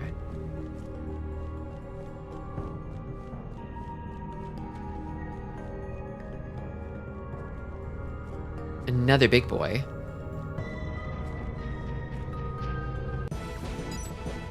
I might have too many paper guys. Maybe I should make Prof a rock guy.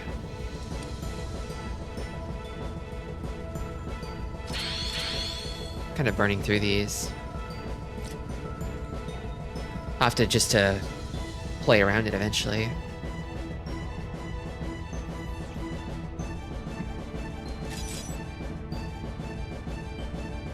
Actually, is the big guy out of range? Maybe. Oh. Yeah, I think so. Might come closer though.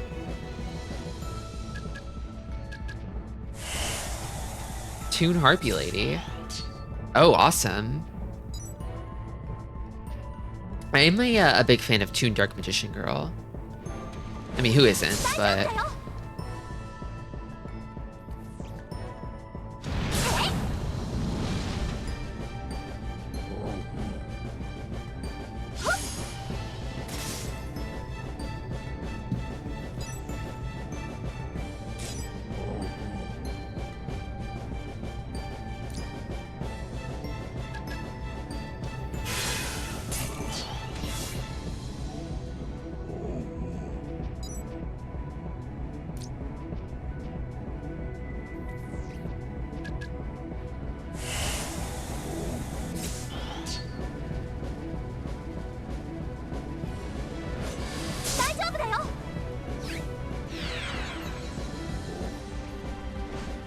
maybe use a skip turn here. What the hell? Oh, this guy can also fudge the turn order with his attacks. Is that it? Add to attack order on attack, and he's stronger in lava. Oh, what a troublesome beastie. All right. All right.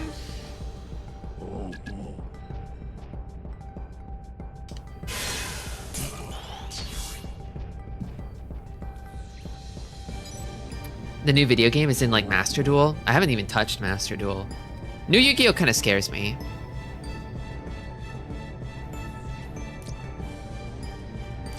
I know that like if I got over the hump and it clicked, it would steal my soul away, and I can't let that happen.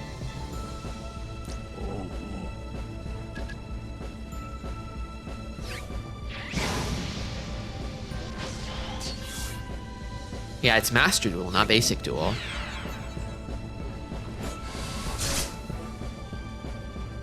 I feel like it could be fun to play one of the old like Yu-Gi-Oh! I feel like the Game Boy Advance games are pretty good.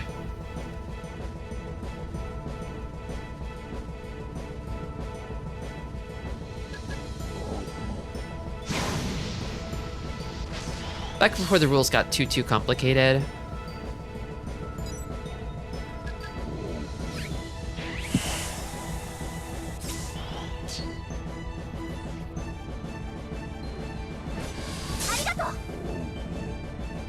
There's a GX one in the GBA that you're a self-inserted new student, and it's so funny, but I loved it. I don't know if I've played that one.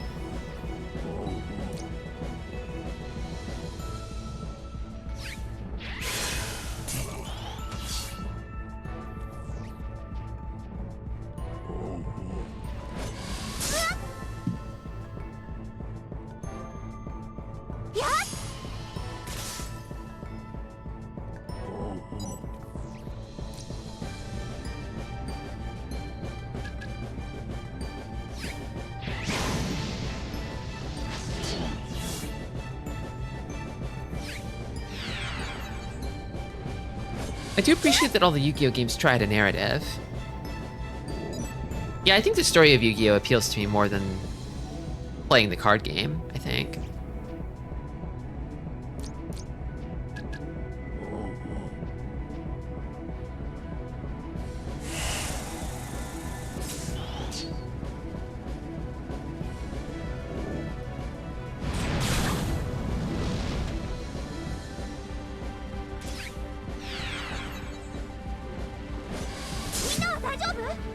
I forget if Dungeon Dice Monsters on the GBA did plot stuff at all. Ooh, Dungeon Dice Monsters. Now that's a game.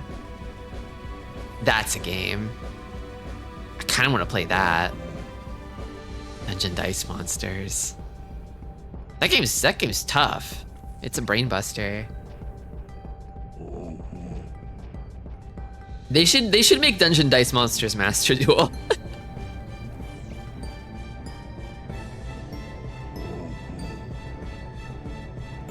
I still think Heart of the Cards whenever I commit to being lucky. Yeah, every Mahjong Monday, people tell me to trust the heart of the tiles, and I have to tell them the tiles don't have a heart. You can't go trusting like that. The tiles will always betray you.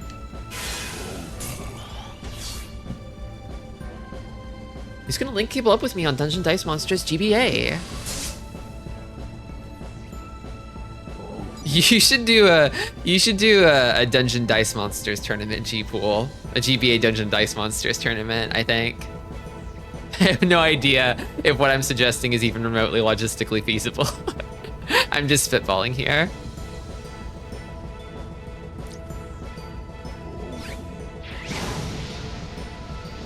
I found this out with a friend playing Dungeon Dice Monsters.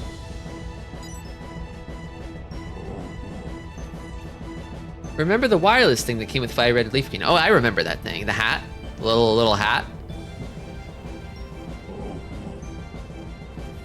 It works with any game at all. Yeah, it's just a wireless link cable, isn't it? It's just a link cable substitute.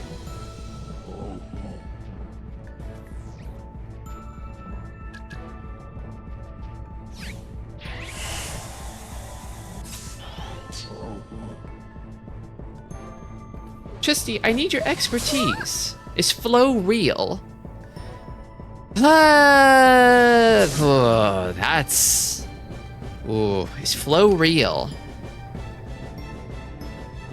We're talking about Mahjong flow here. Not like the flow state. The flow state is completely real, but like Mahjong flow. Like, basically, can you turn the tide of luck in your favor? Or is the sort of the kind of like current of luck running through the game a real thing where one person captures the flow and they just keep winning and winning and winning, or the flow works against them? I think for the sake of like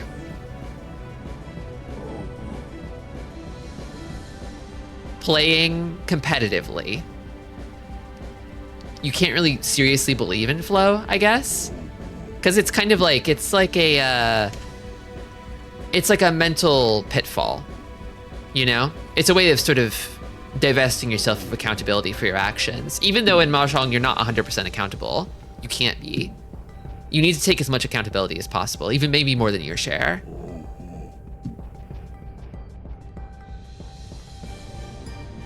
Look, every other Mahjong manga, probably like 80% of Mahjong manga will say flow is real, okay? So take it with a grain of salt. Dragon Ball Z says you can shoot beams out of your hands, and it takes a pact with a demon to do that, okay? You can't just do it normally.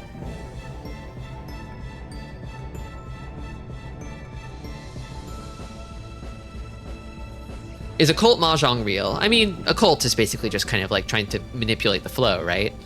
It's superstitious Mahjong, so not really, no. Are you saying Dragon Ball Z is lying to us? No, sorry, don't mind me. Dragon Ball Z is a documentary of real events that actually happened.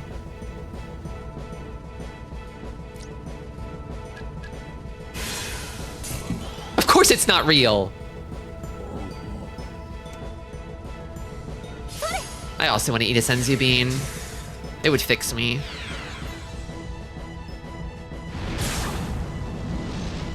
Ruby Sapphire doesn't work with the hat. That's interesting. I wonder why.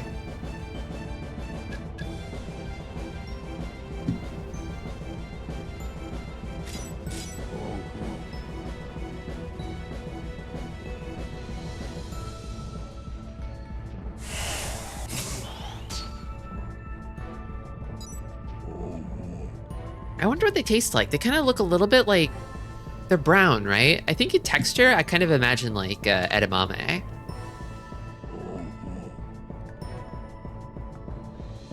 I'm kind of meh on edamame.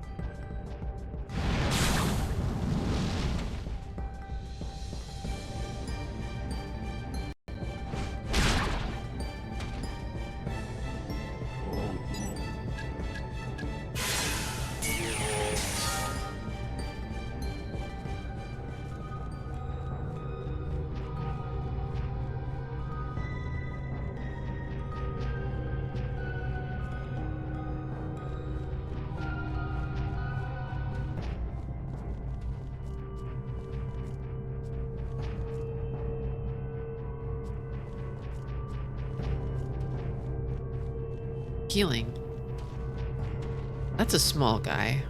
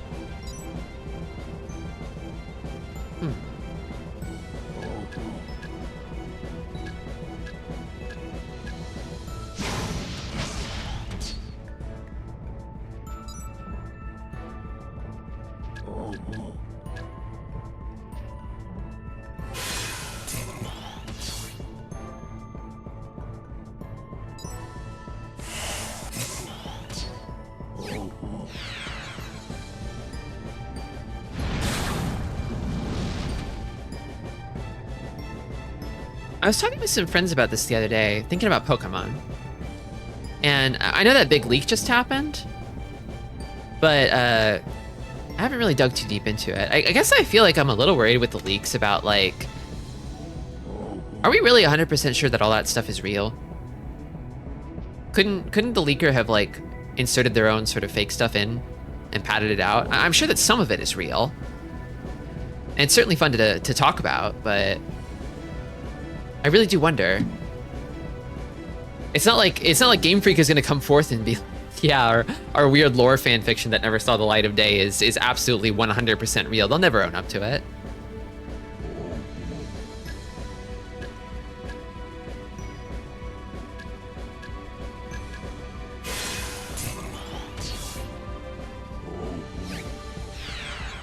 But I think more than that, I just kind of feel like, a feeling that I've had lately is that I wish Zelda and Pokemon would swap development schedules.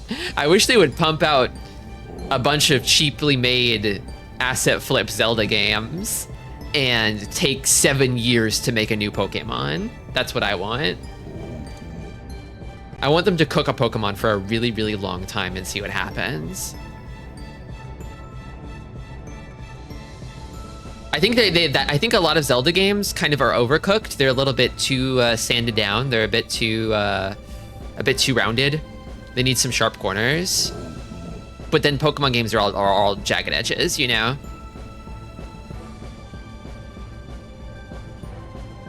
Make 100 new Majora's Masks.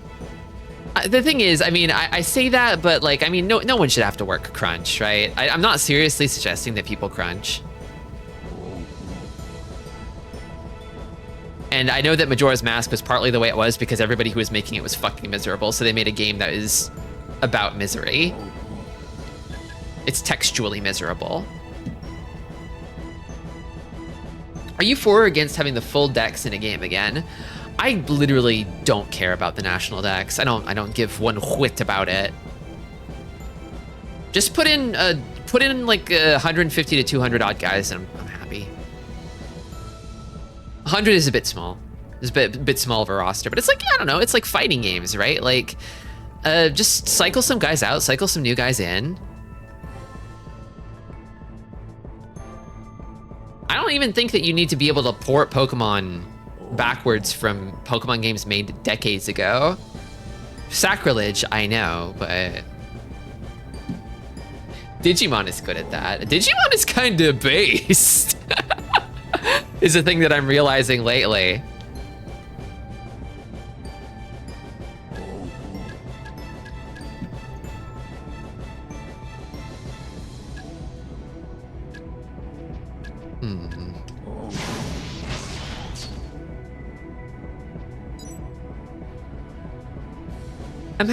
I'm for having the full decks in a game again because I do really like it when my most favoriteest guys show up.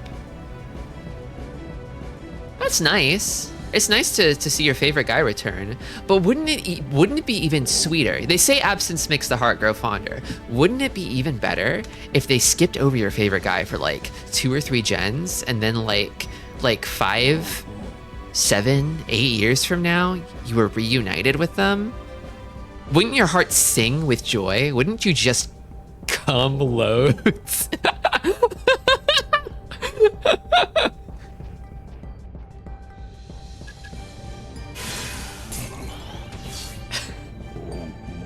That's you, the Shingo King of Fighters. Yeah, everybody's got a guy like that, but you don't get to have that experience with Pokemon because they're always there every single game. You don't get to miss them.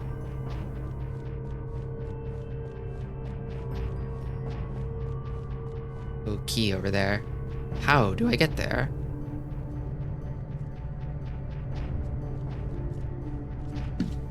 Could I make a note of that? I guess it's noted if I zoom in.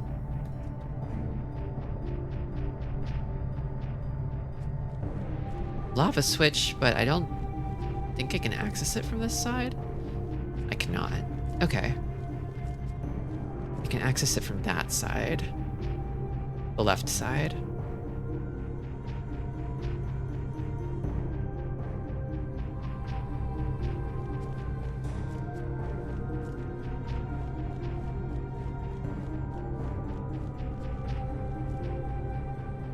Yeah, I think Pokemon fans more than anything need to learn how to let go.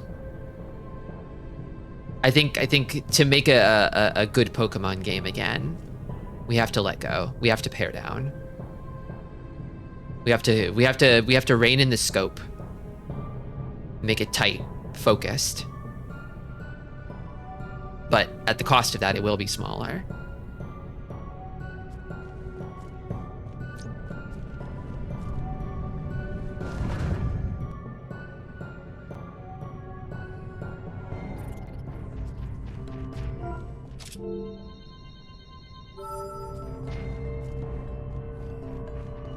Just a guy ominously over there.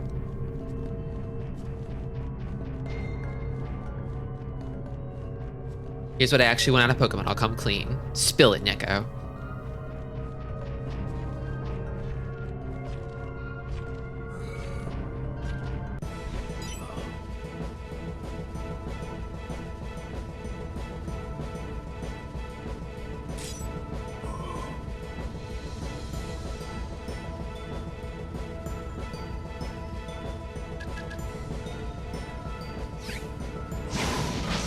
I want another game that's double battle focused like the Colosseum games. I wasn't too fond of Colosseum when they first came out, but I think if I went back to them now, they would grow on me. I think I would like them a lot more. I wasn't prepared for them at the time. I think because I really desired like just a pure console Pokemon experience, but we have that now. We have that now. The wish has been granted.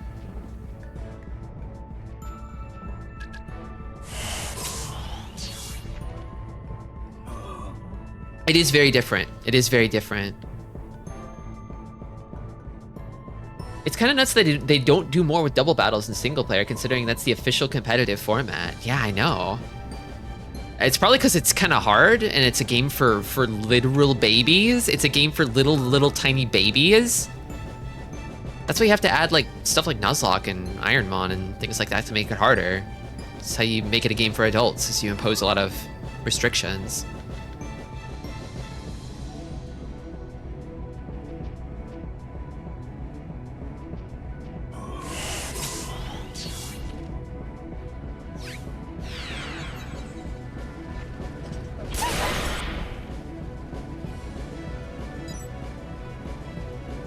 I say this as someone who loves Pokemon.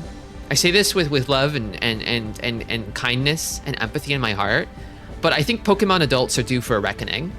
I think they're overdue for a reckoning, if you know what I mean.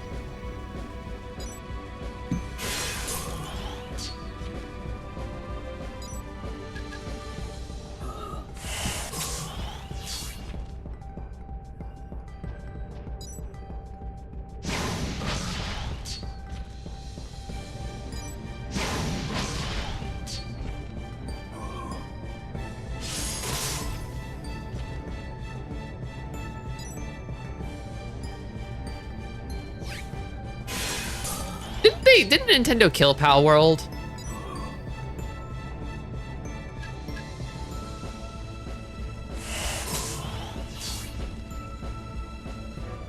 Isn't it just like dead now? I haven't been keeping too close track of it.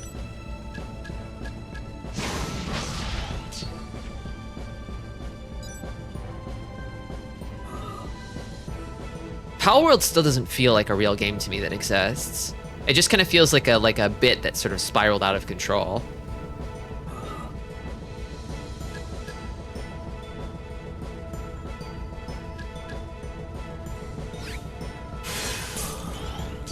It's still being sold, but they're being sued. It very much feels to me like a fake video game from a television show. Like a comedy show. A ribald fucking South Park style show. Pokemon but with guns. They bleed. They work in sweatshops. It's what a Newgrounds kid would make, but they somehow got a budget. I mean, the people yearn for silliness at the end of the day. I do too. But I guess it's maybe not my kind of silliness because it feels a little bit too cynical, maybe?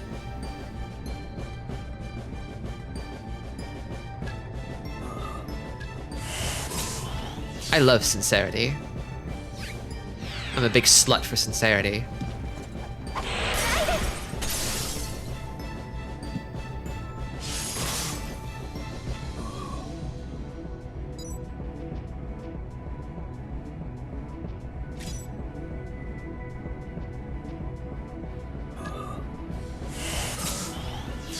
Aren't we all? I would hope so. Some people out there are just deeply and madly in love with irony and sarcasm and cynicism. And they won't admit it to themselves because they're too deep in it. In typical ironic fashion, they'll talk around it without stating their intentions.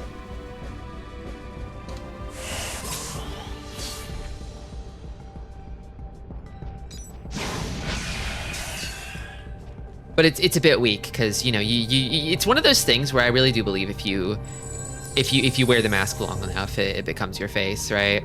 You got to be careful about that kind of bit, about the kind of bit of saying things you don't mean or don't believe. A little is fine, in moderation. You know, it's like alcohol. A little makes for a good time. Just don't get addicted to it. with that little kernel of wisdom, I'm gonna take a 3-minute ad break. I'll catch you in 3 minutes.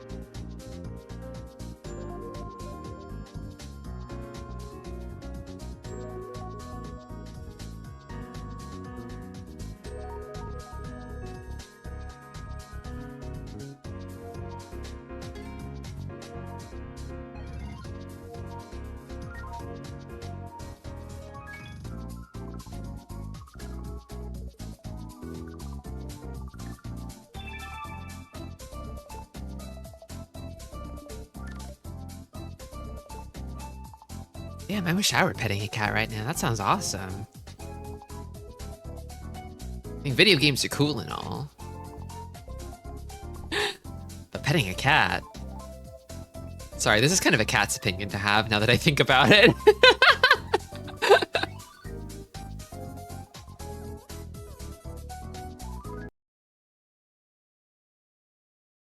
Anyway, we're back.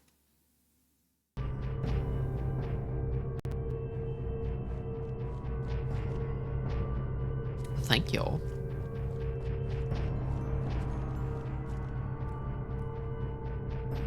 Is this my hole? Was it made for me?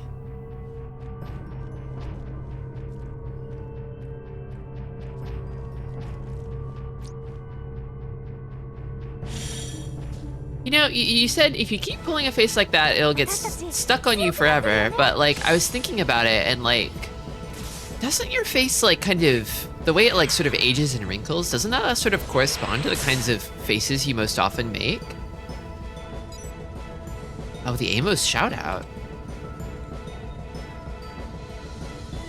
I kind of feel like people who like frown a lot in life, they sort of get a frowny face as they age, and people who smile a lot, they kind of get a smiley face as they age, you know?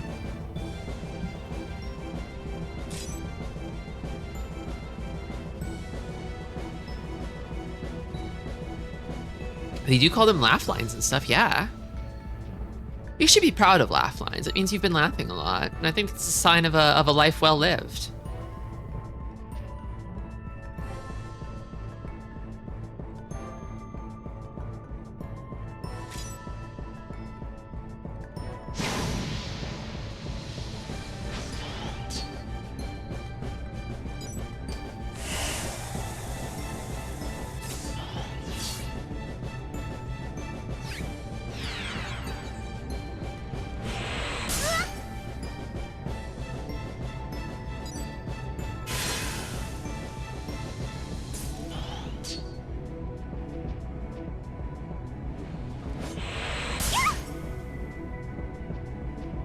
I tried to raid you, but it broke for some reason. That's alright. How's the Labyrinth? The Labyrinth is kind of awesome.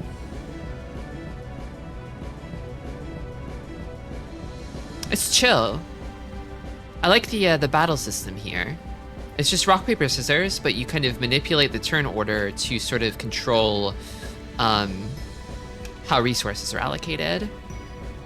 When you do a super effective attack, it sort of creates a shared pool of healing resources between you and the enemy, and then the next person of that type to move will heal that much damage. So you ideally want to sort of shift your turn order around so your allies pick up the healing that you create from your attacks, or that the enemies create. I'm back from Cat. She purred a lot and then decided she'd had enough, so she got up. Big cat energy.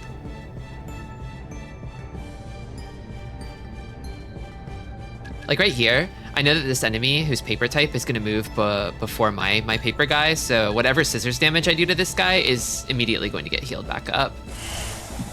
So I'll softball it.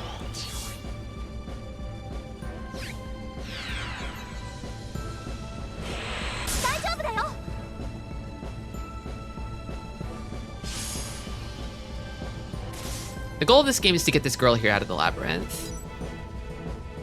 And it's very, very, very, very, very large.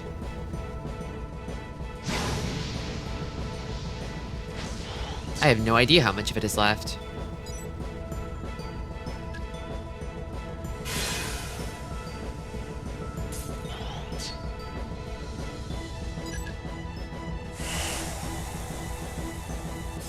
In Stars in Time does that, and the way you determine what type an enemy is by looking at their hands. Ooh, that sounds exciting.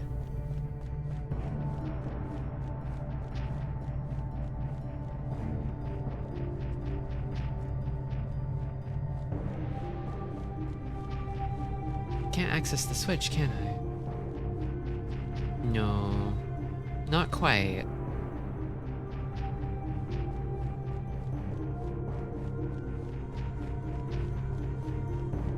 Yeah, I don't think so.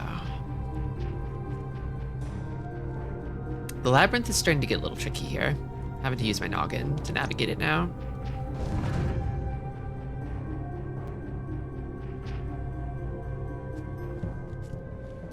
I haven't been up this elevator before though, so that feels like progress.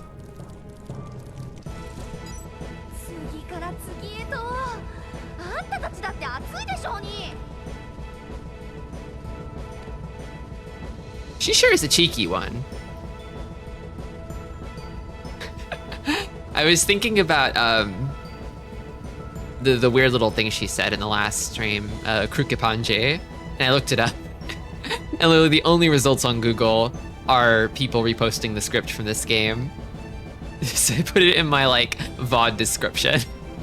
And now I'm SEO maxing. If anybody Googles Krukepanje, it'll bring up my VOD. Hey Higa, welcome.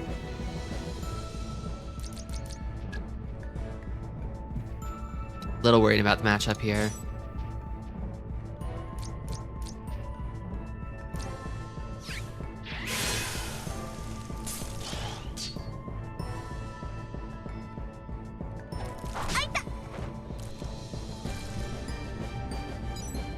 The girl's not in great shape right now.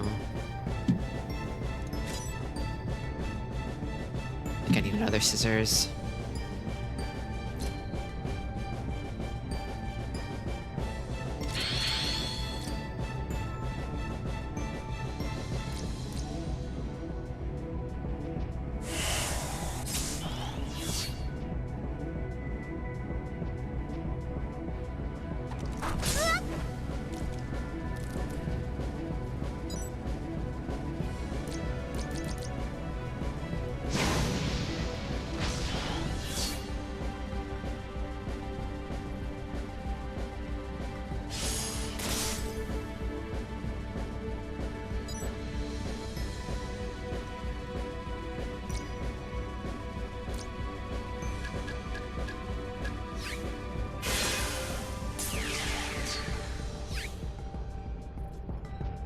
These centipede enemies are kind of funny, because they will split into multiple attacking enemies each time you break them apart.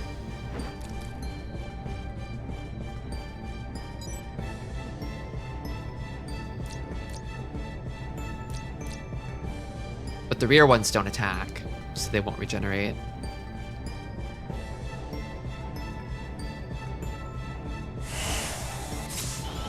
A phalanx guy, exactly. Yeah, it's phalanx. It's like a less charming phalanx.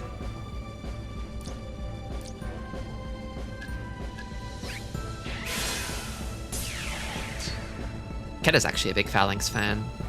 Maybe one of their all-time favorite Pokemon. Secret Keta factoid for you.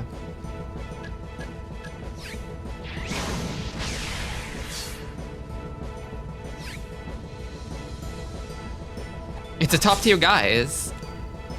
I love their synchronized little march that they do. It's very cute. 6 little guys for the price of 1.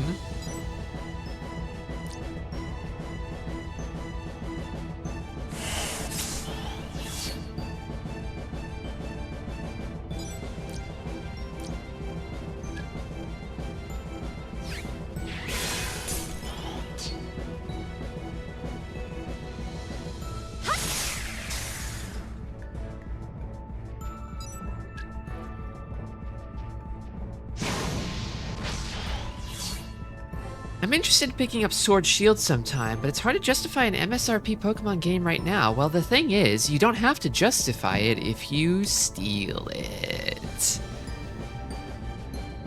It's always morally correct to steal from Nintendo. I love their games, but as a company, they fucking suck ass. Steal from Nintendo.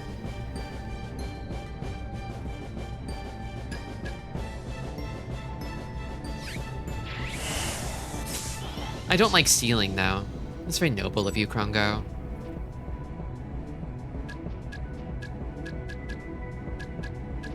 You don't have to. But if you wanted to, I think it's okay.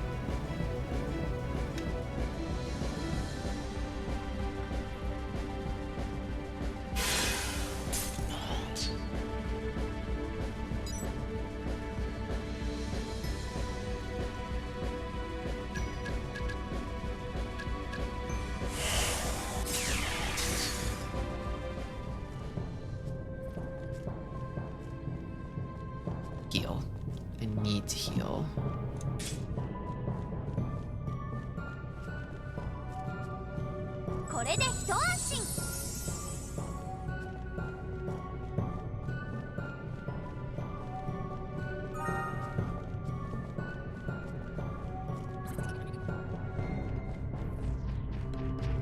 Guys are glooping and slurping back there.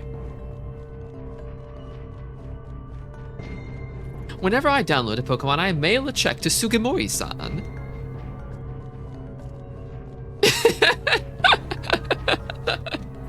Hopefully with no return address, so the Nintendo suits don't fucking black bag you.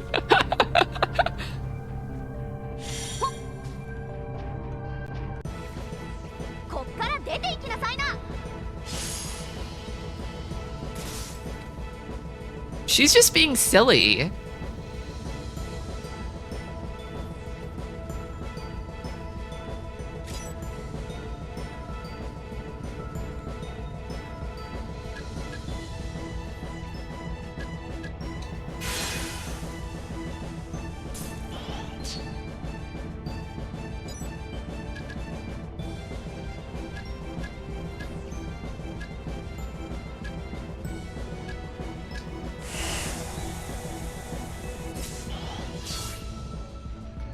Lily's the girl defender.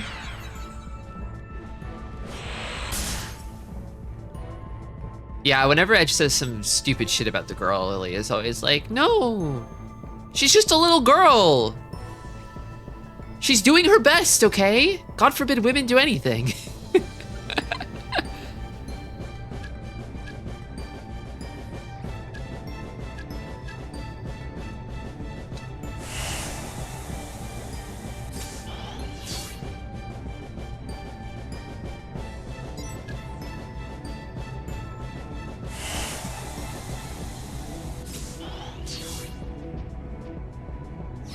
So usually Prof is like, girl is interesting. And then Edge is like, girl is fucking weird. And then Lily is like, girl is fine. Girl is fine. Makes you think, doesn't it?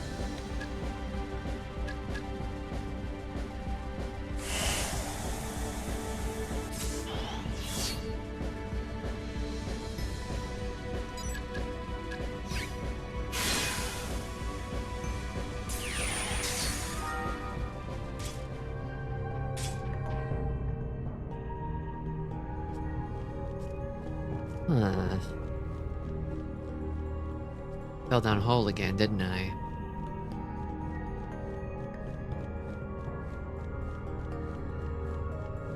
I need to reach the middle plat.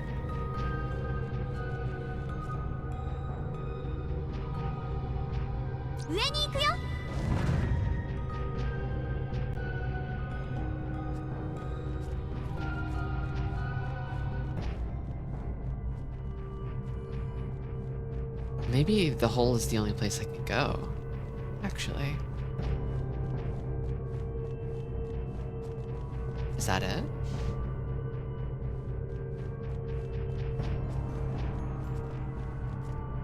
Huh.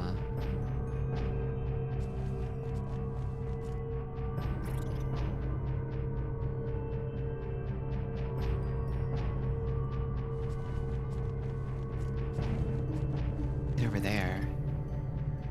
Need to come in from the other side, it looks like. I've been up the other elevator before. These secret walls. Not that I can see. I've been clicking on some of the ones that I can see, but I feel like I remember the secret walls in this stratum being a little bit more obvious.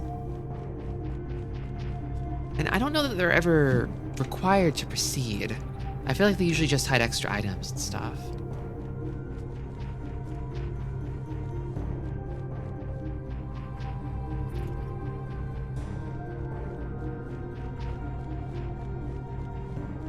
Yeah, I think I need to go around the other way.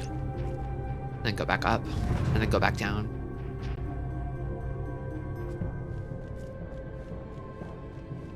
Yeah, I see. Need to circle around.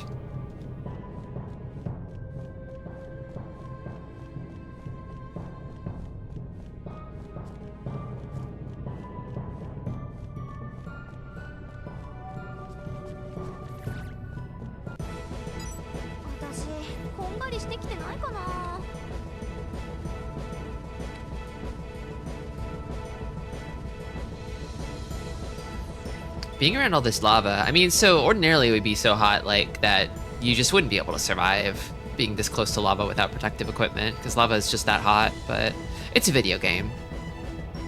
So it's a manageable amount of heat. But even so, the air has to be like super dry around here. Dry and smoky. I wonder how lava smells.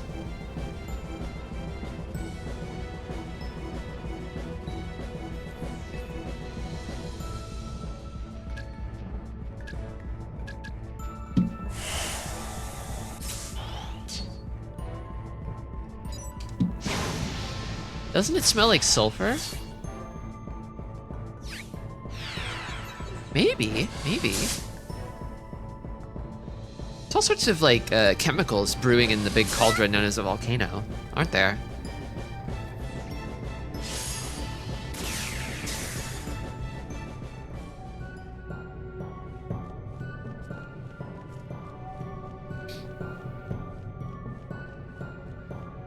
You know when it's really hot and you feel a tingling and burning in your nose? Oh yeah, I know the feeling. Have you ever seen real lava before?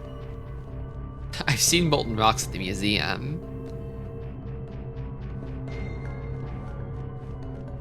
Yeah, I've never seen lava in person before either, just videos.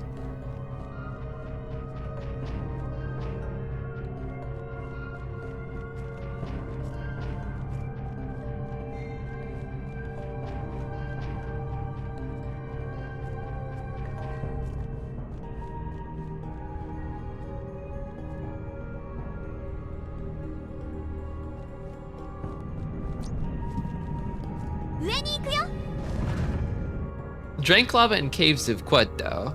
Quad? Quid? Quid?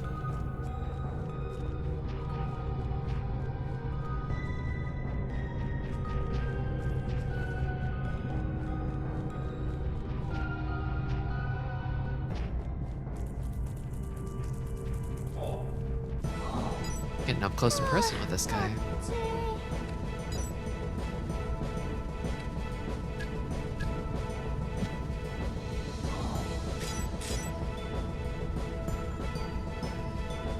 I'm not that smart, but...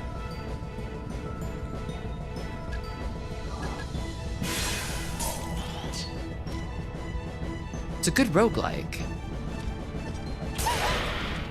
A roguelike could be sort of fun.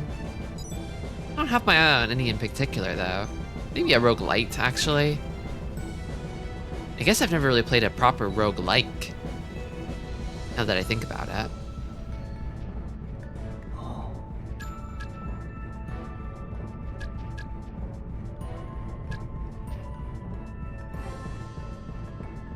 God, if only I could be a Goron and take a big bite out of a rock. They make it look so tasty. Crunching into those rocks. Sipping on lava. I'll never be able to. I mean, people talk about how tasty gemstones look and stuff, right? But Gorons could just eat them. It's like candy to a Goron.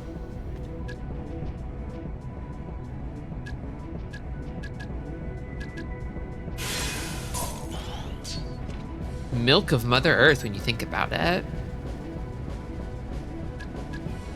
When you get right down to it.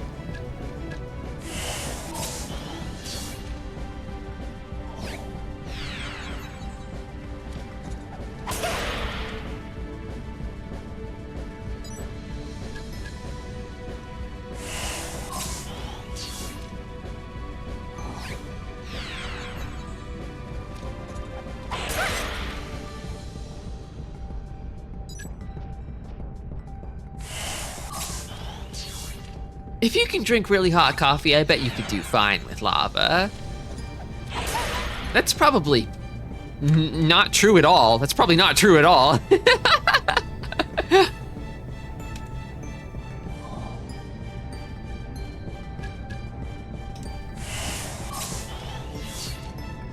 I can't drink really hot coffee, though.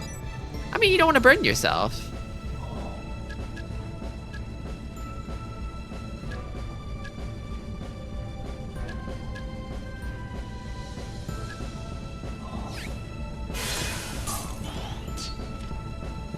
You ever hear about that hot coffee lawsuit? People like joke on that one because it's like, it's like a frivolous lawsuit that should never have happened or whatever. But actually, if you look at the details of the case, the woman who got burned by the coffee was like hot enough to give her something like 2nd-degree burns when she spilled it on herself. Like, it was way too fucking hot. It was past scalding when they handed it off to her. Yeah, it's crazy, the level of the burns. So yeah, no shit, she won. Making it sound ridiculous was just part of the McDonald's legal strategy, and it stuck, yeah. Even though McDonald's lost the case, they won the war. Although nowadays I feel like people are maybe a bit more savvy about that stuff, because I imagine most people have actually heard the truth about that case now. I don't hear people talking about hot coffee lawsuits in that fashion anymore. I mean, who even has the fucking money to sue a corporation nowadays? We're too damn poor.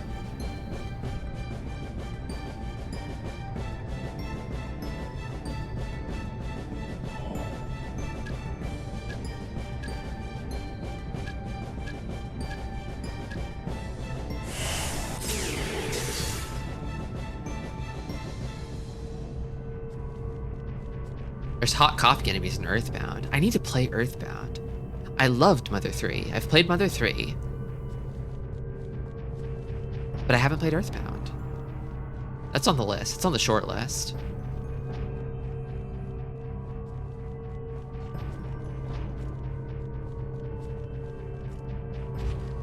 Don't want to fight this guy, I don't think.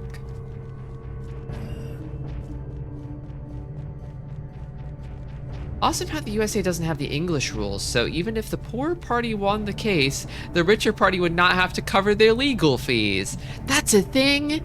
That sounds awesome. So many more people would sue if we had that.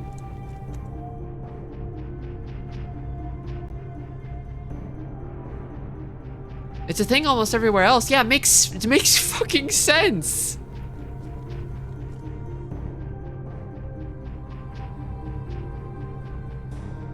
I mean, that's how the American legal system works, is it's just whoever has the bigger wallet wins, because they can just drag out proceedings long enough to drain the other party of cash.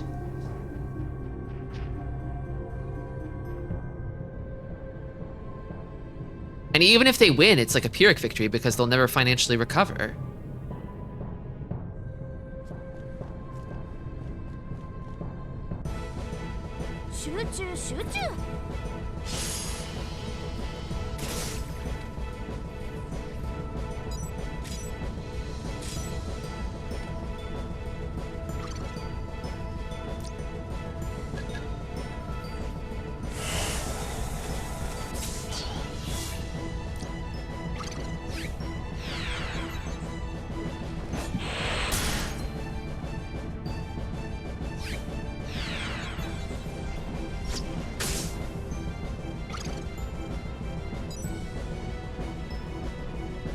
Everything in Mother 1 is on one map.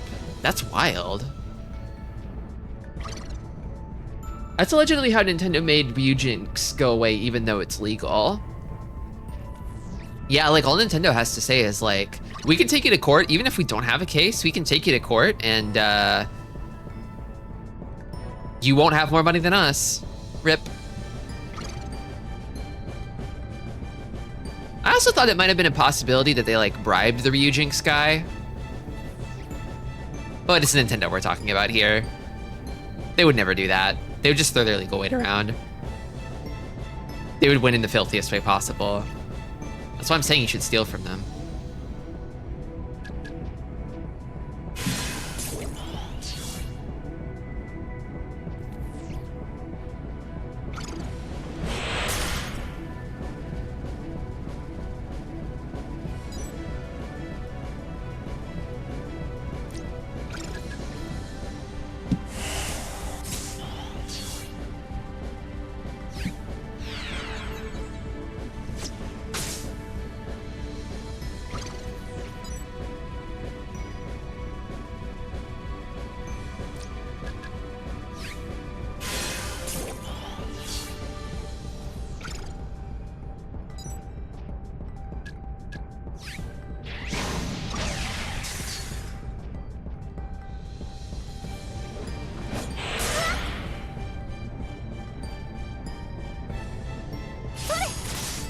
The ideal is to go full Buddha and never desire Nintendo games in the first place. Oh, I wish that were me.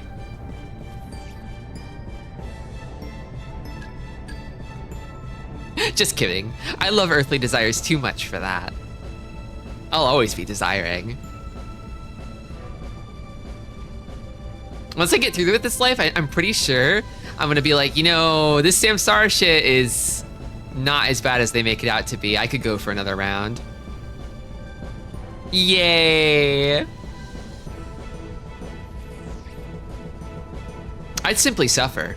I'd simply just suffer. I'd keep desiring and keep suffering. Because I'm built different like that.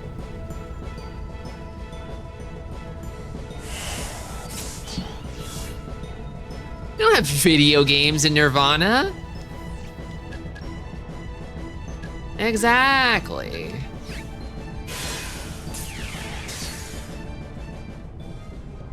Okay. Then I want to say from here I go left, but yeah, the switch is on the left side.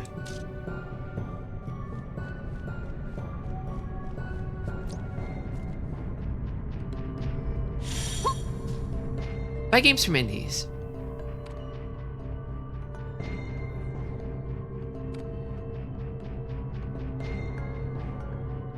The more direct, the better. If you can get it off of like Itch.io or something, do that.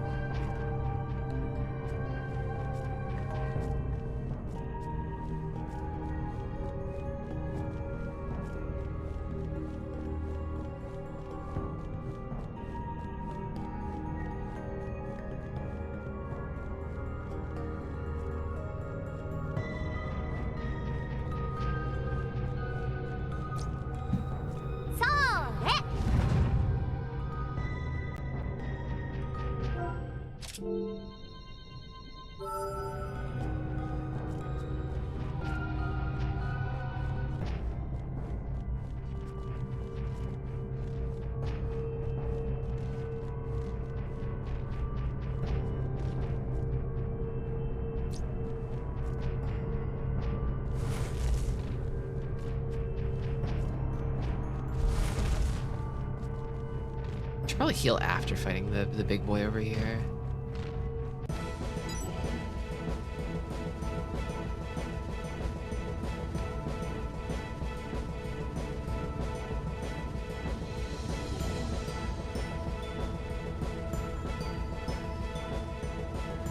Oh. Does it average out the values of the people shielding then? I wonder.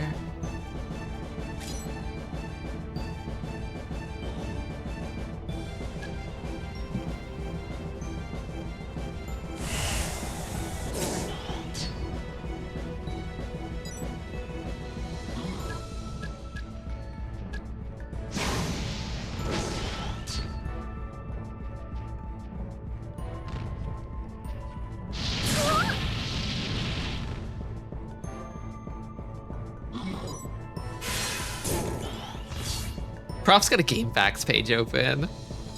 Yeah, the manual is this sort of mysterious kind of document that just updates itself whenever something new happens to the girl.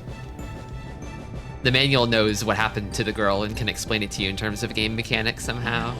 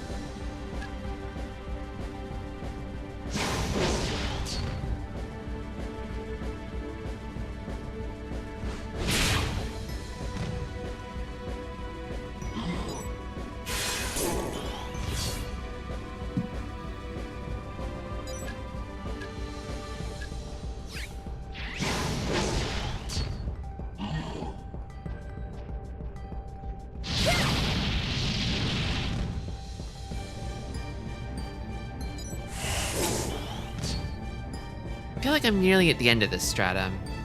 It's my gut feeling. I've been kind of doing one stratum per stream, approximately.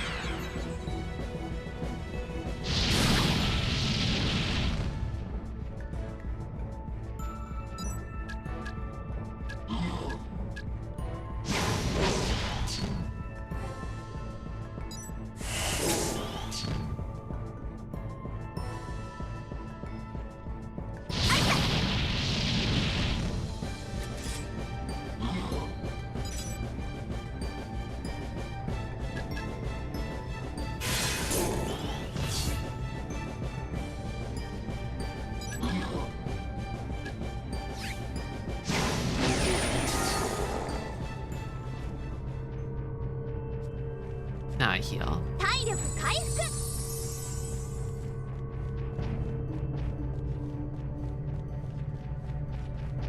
Oh, big boy.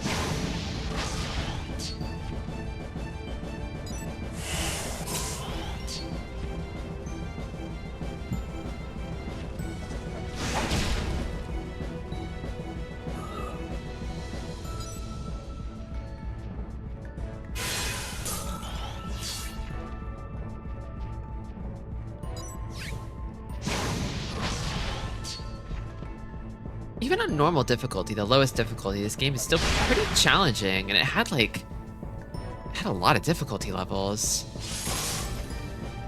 I shudder to think of how hard it is in the hardest.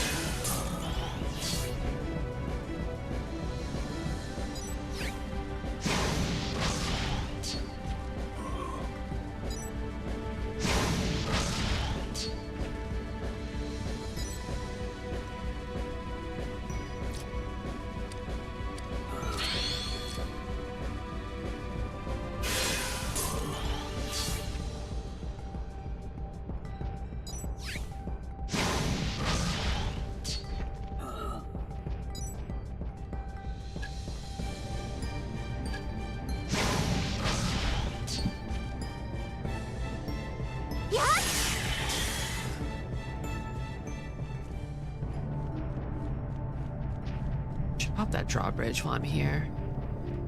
Just to be safe.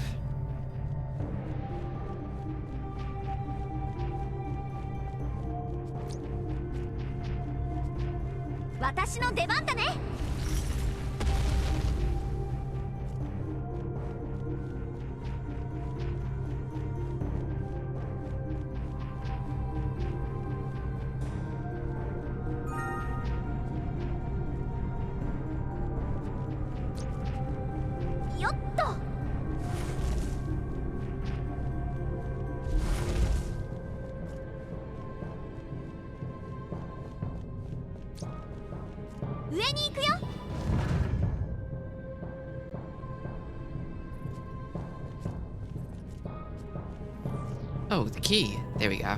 Awesome.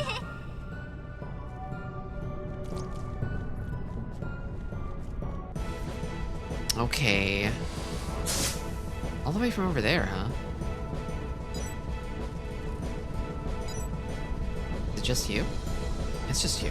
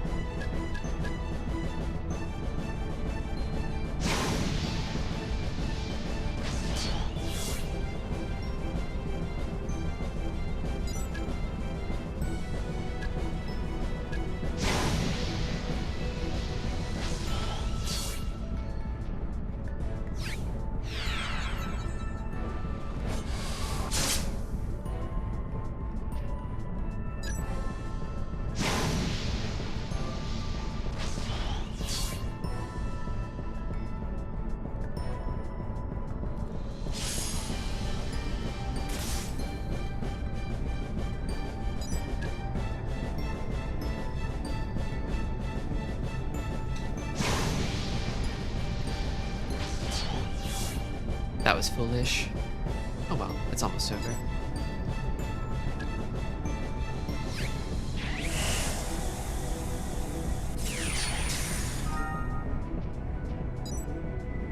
Oh.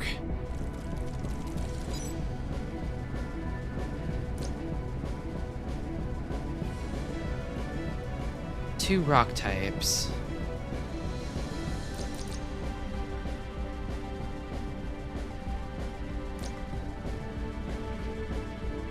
Interesting. Okay. I think I see what I have to do, but it's a little complicated.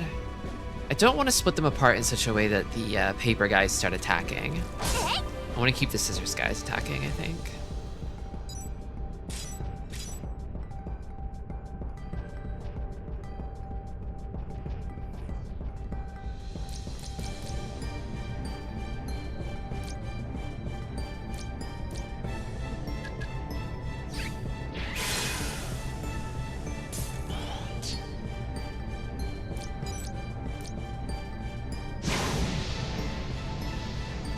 So I think I work it back to front, and that should do it.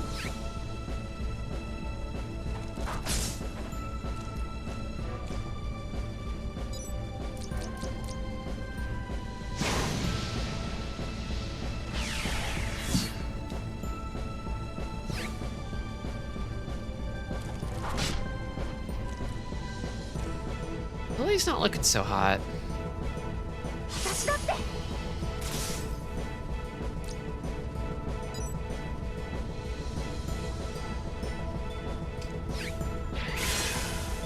Okay, bit better now.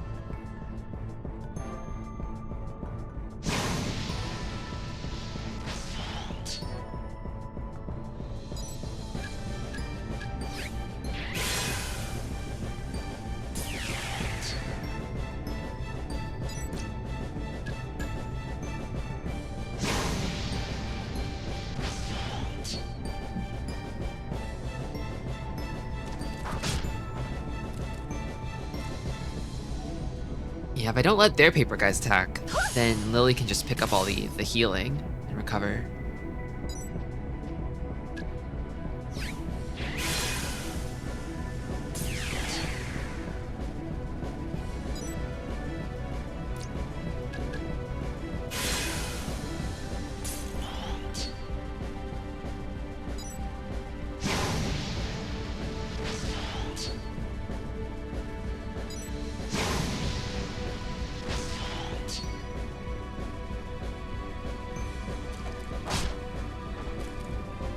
I'm thinking of adding a gamble core routine to my stream. What would that do?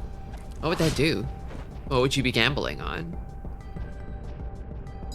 Or is it just like a soundboard?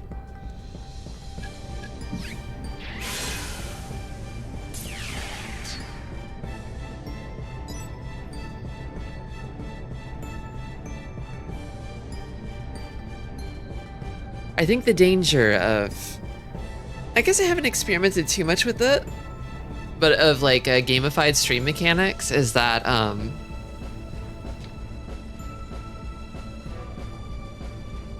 guess it really depends on how noisy they are, how much noise do they create.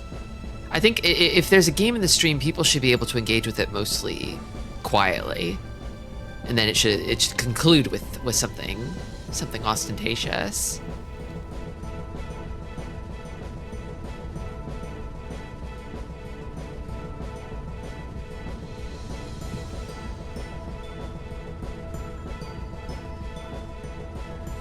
But I'm still a streaming novice, so.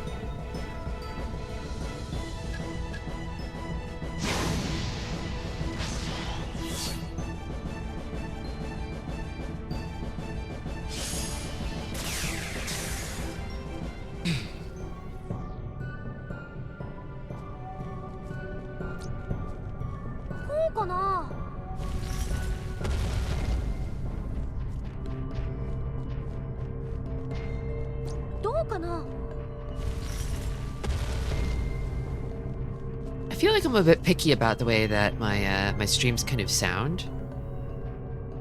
And so if I had something like a soundboard, I would probably want people to have to spend bits to use it, for the most part.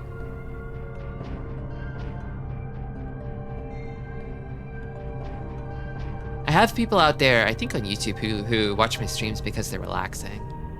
And it's not like I try to deliberately lean into that. I'm not gonna become an ASMR streamer. Well, not like a full-time ASMR streamer. I might dabble. I might do a bit of dabbling here and there, but I think if my stream was constantly sort of randomly playing like shrill noises, it would ruin the experience for that sort of viewer, and I don't want to do that to them.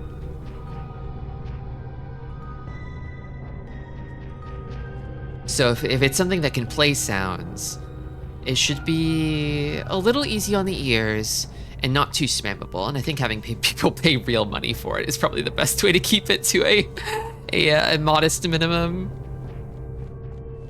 Sample drops are pretty clowncore. It's true. It's true. I do want it. I do want it.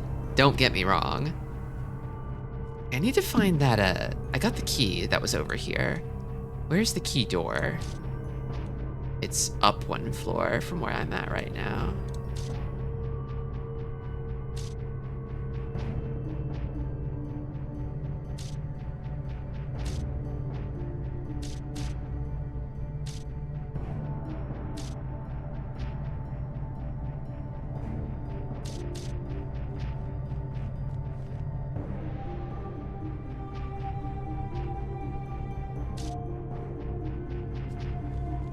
Everybody loves, I think it's a universal human experience. Everybody loves to push a button and have a funny noise get made, right? The problem is that if you, at scale, if you have like even just like a dozen people doing that at the same time, it becomes cacophonous.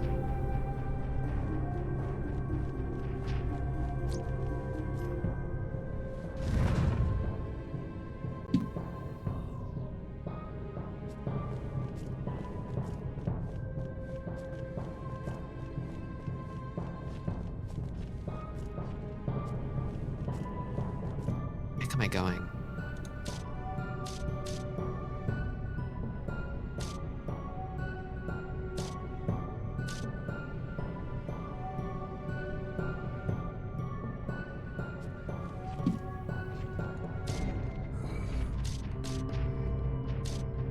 I think if I take that far elevator, something good will happen. Have I? I've clearly been over there. Or do elevators not go one-to-one? Maybe they don't go one-to-one.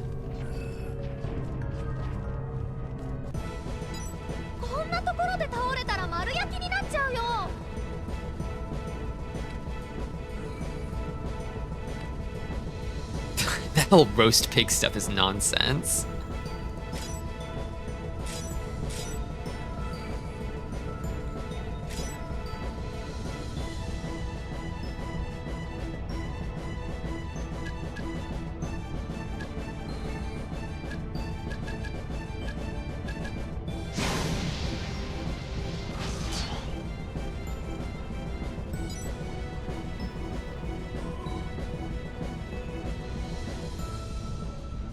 Yeah. I think that, it's just a question of degree, right? You know, the dose makes the poison.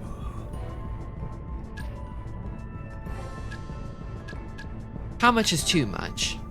Gotta find out where you draw the line. I haven't really experimented with it yet. I look forward to it.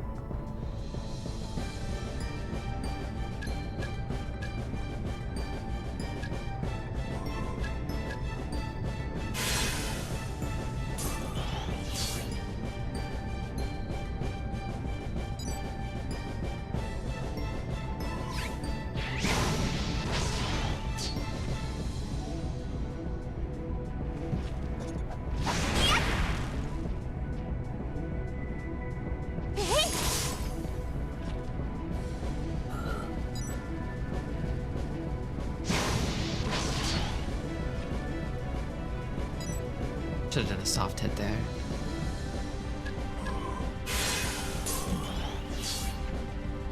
Okay, now I can do bigger hits.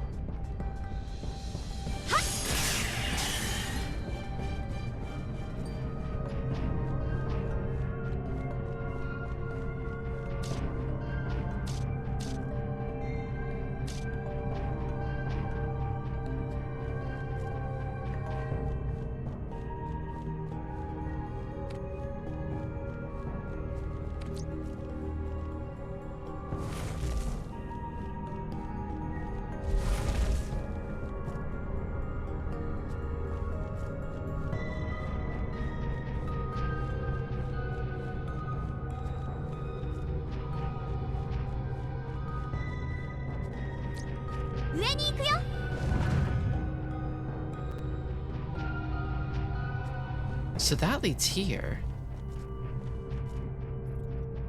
Then...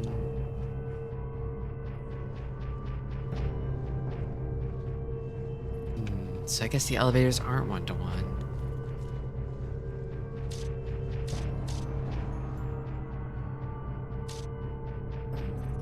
Really not, huh? That makes things difficult.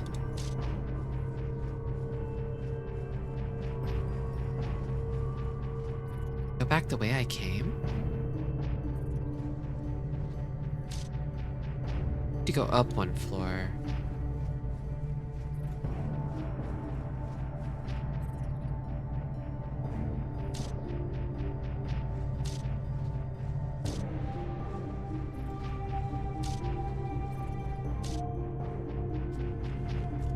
It's like this.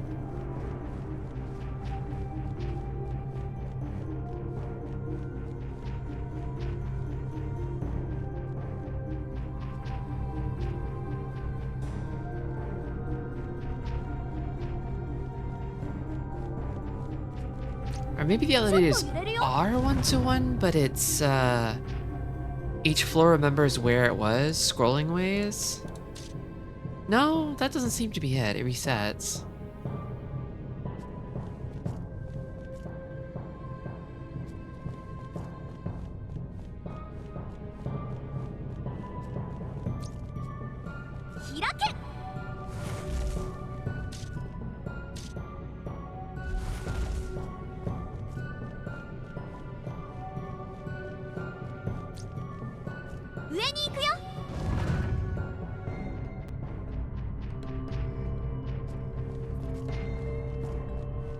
I need to do this.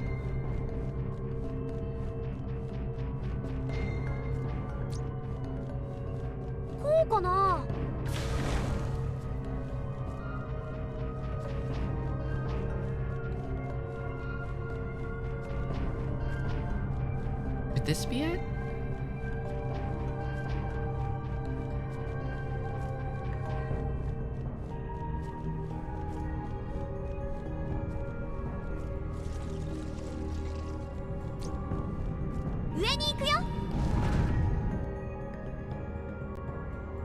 Oh, cash money, let's go.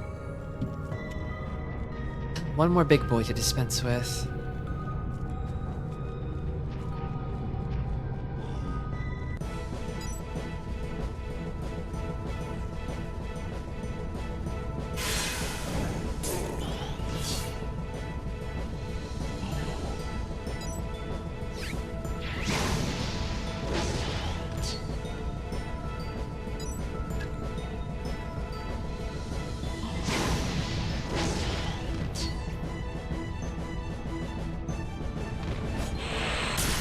There's a guy behind him, too.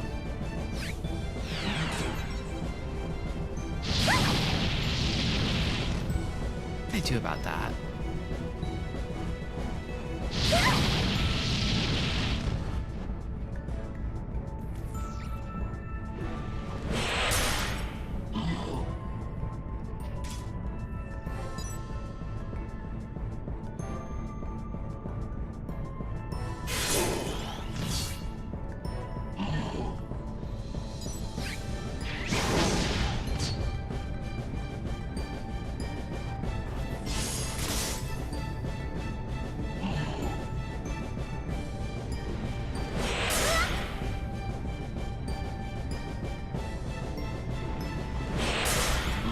I could see the guy in the back. Can't really, though.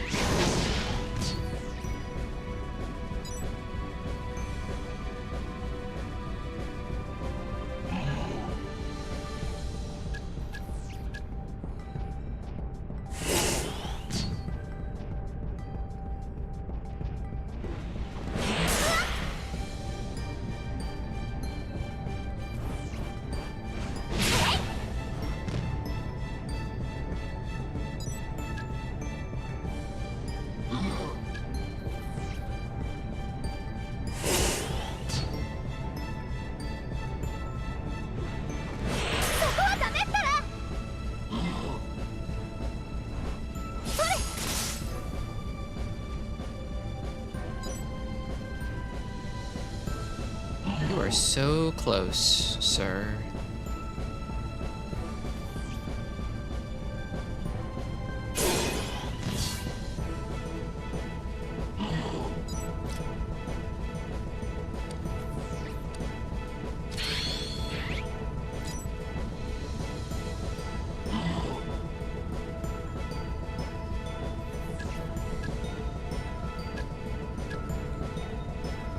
God, this big lunk finally squeezed ahead of me in the turn order. I hate his stupid ability. What do I do about that? This, and then I have to change up my approach.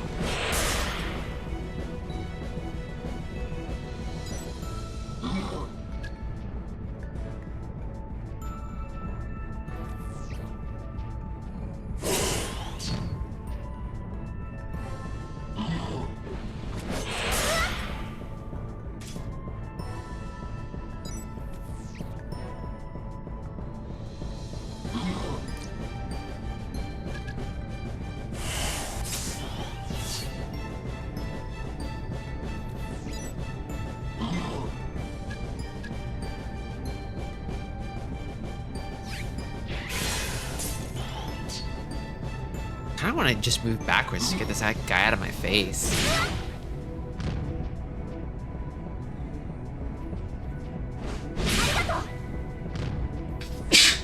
Excuse me.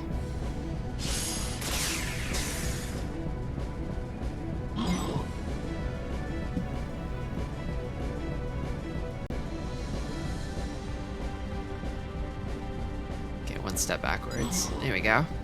That's a lot better.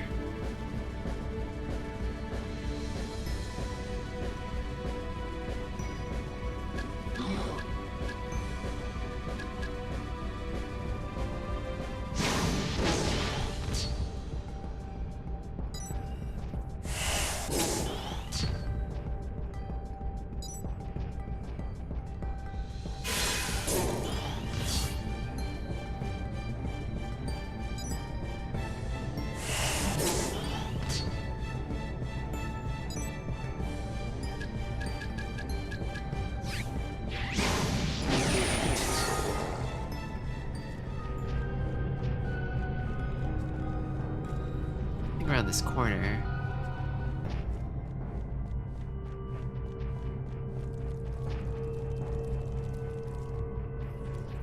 Nothing really.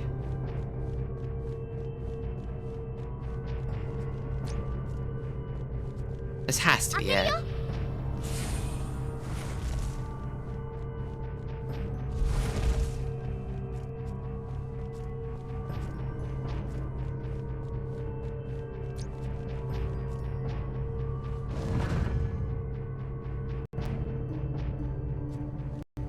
Or not. Guess there's more.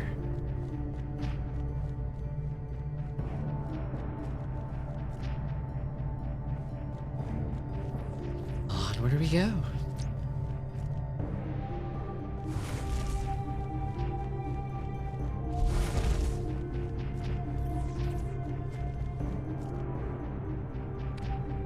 Another one of those switches.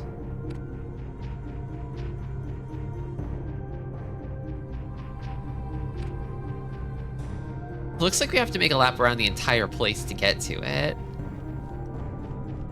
Funny.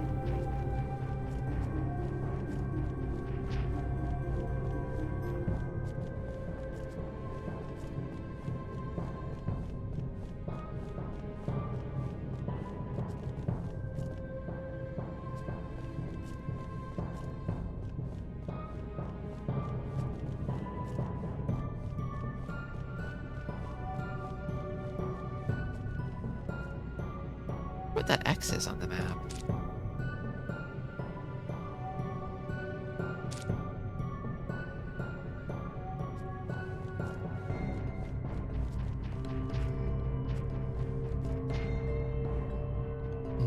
A gate of some kind, okay.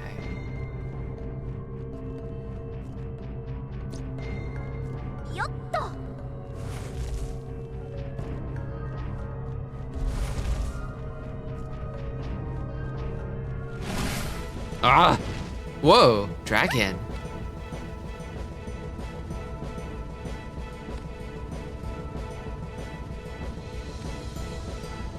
Does look kind of strong. Makes me nervous. I haven't been able to heal.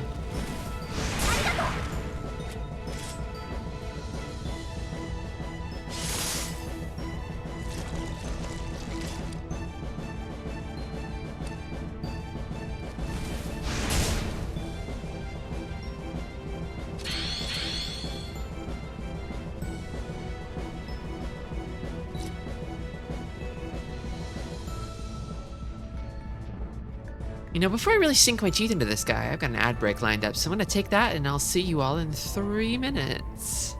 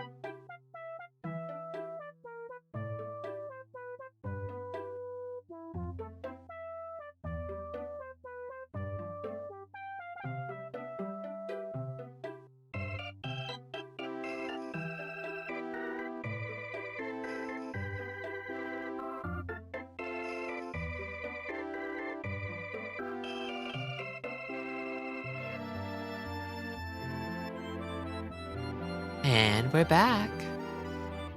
Got a dragon to kill.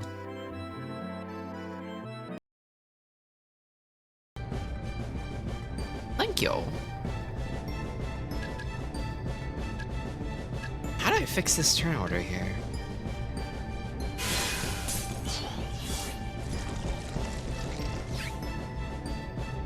Everybody's a little worse for wear. I wish I'd found a healing puddle before this fight. HP might actually be a problem. Oh, does this guy...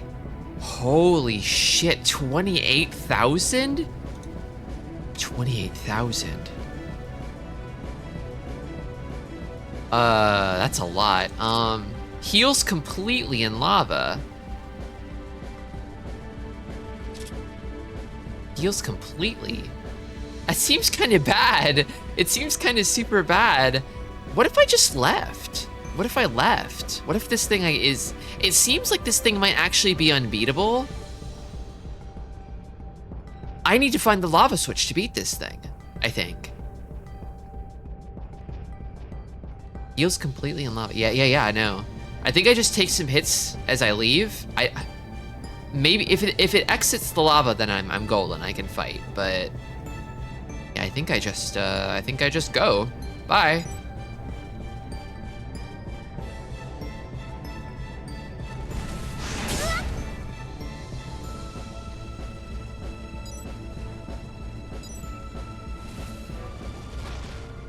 Yeah, I won't leave the lava.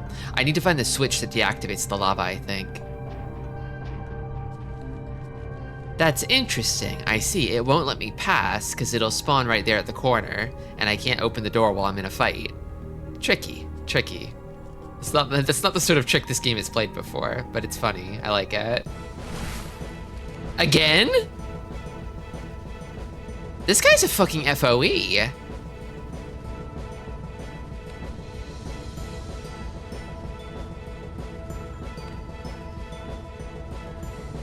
Oh yeah, she's shielded, don't worry.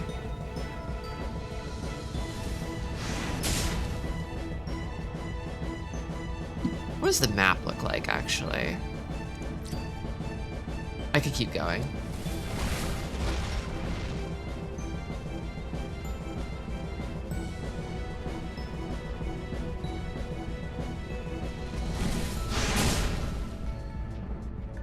Yeah, they really emphasized the lava switch at the start of this floor.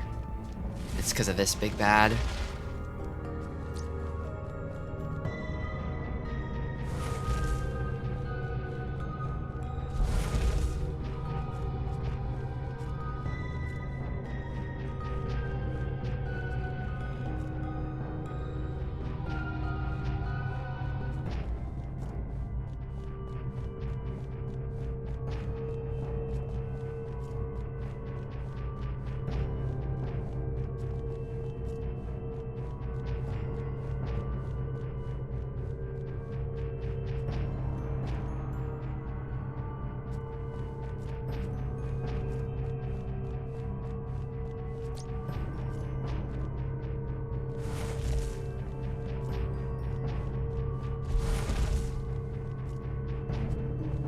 Healing, thank goodness. That helps a lot.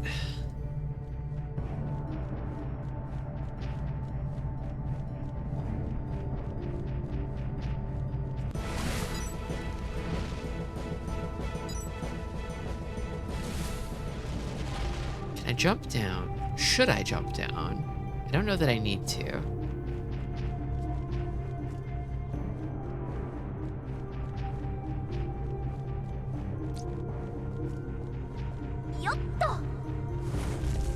Crypto.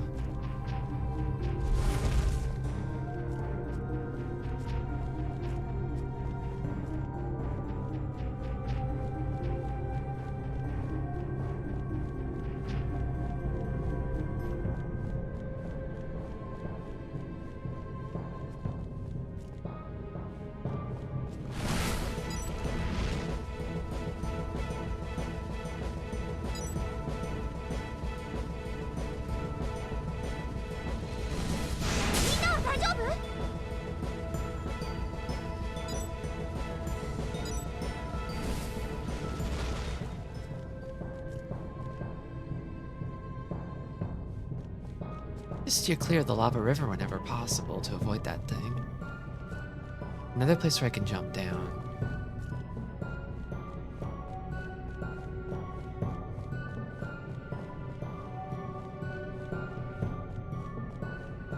Nice that there's not many other encounters on this floor, though.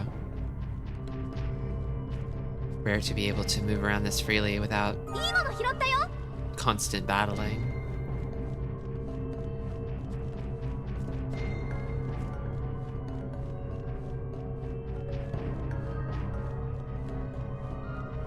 Oh wait, that's a secret door, isn't it? That... Yeah.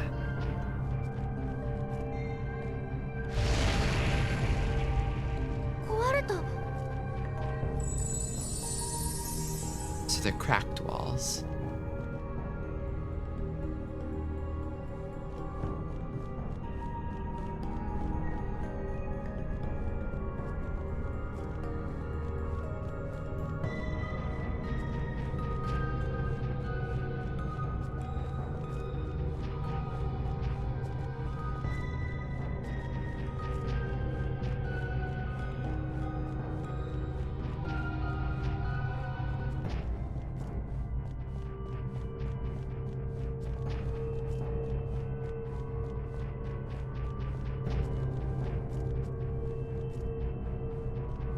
I don't need that healing just yet, so I'll leave it for now.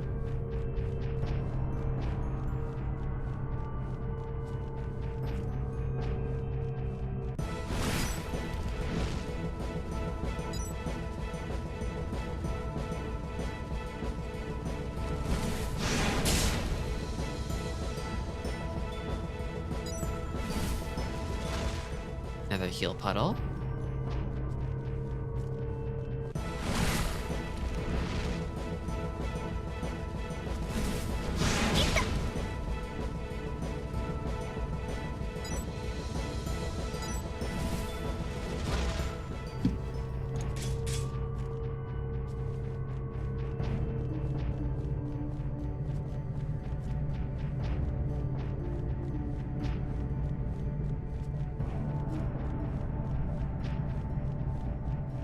We finally made it, maybe.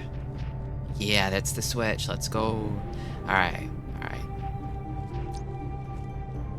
Now I can fight.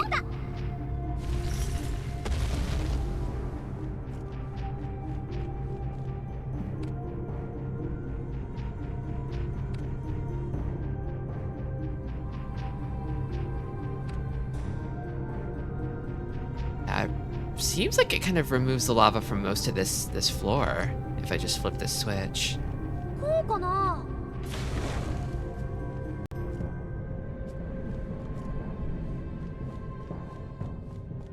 And I just find the dragon again and kick that guy's butt.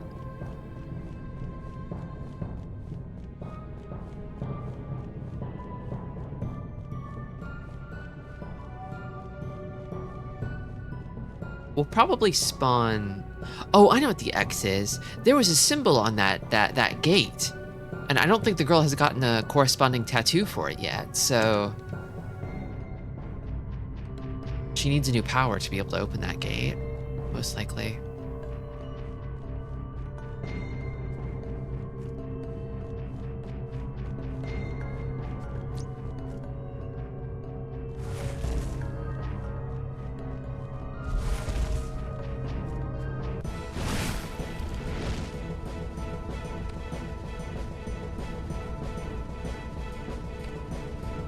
It's on for real this time. Cookie Panji!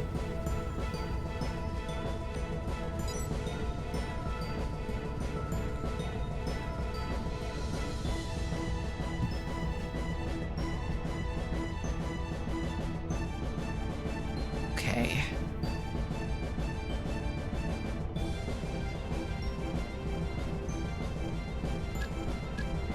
How do I want to lay this out? Like that? That could be good.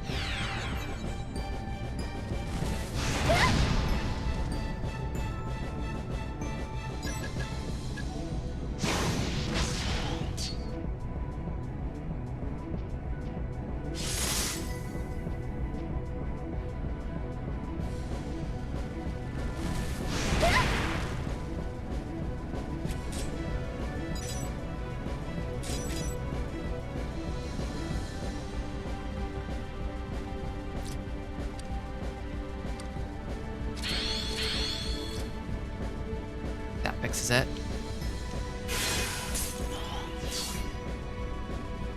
I wonder if this guy can also add to the turn timer.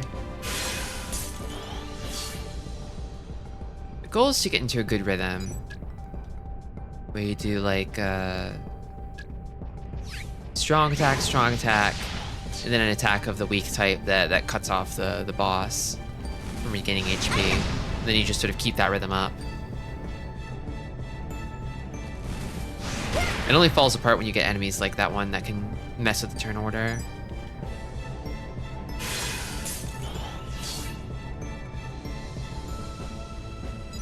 Or alternatively, it'll get messed up if I have to cycle out my defender, which I may have to do soon.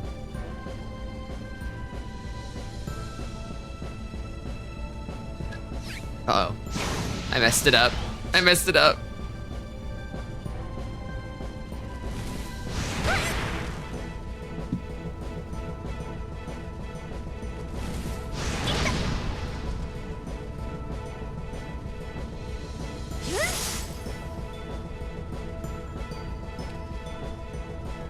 Okay, good. No healing.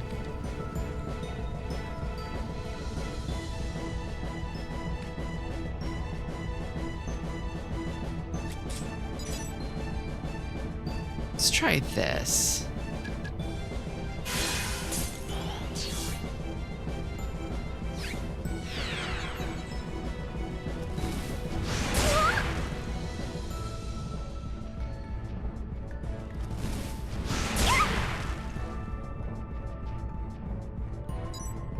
It's evil how short this guy's turns can go.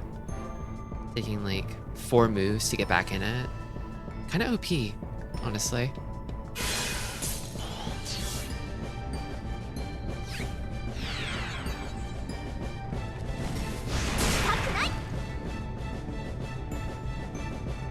You just can't leave any room between your turns for this guy to squeeze into.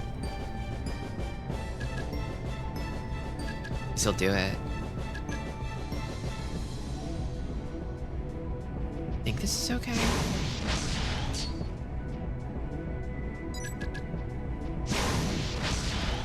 Surely he can't squeeze into this. Oh, he might be able to. Ah, I think he can. Yeah. That delay is so short. My minimum delay is 10, and his is 4. What a nuisance.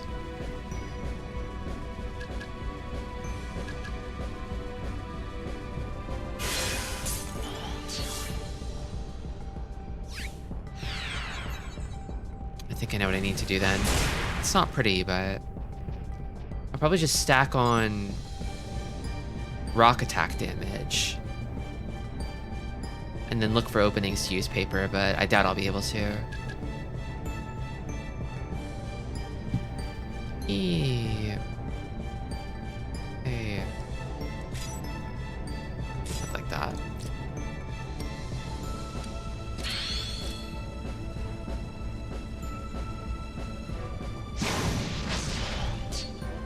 This will still take forever, I think.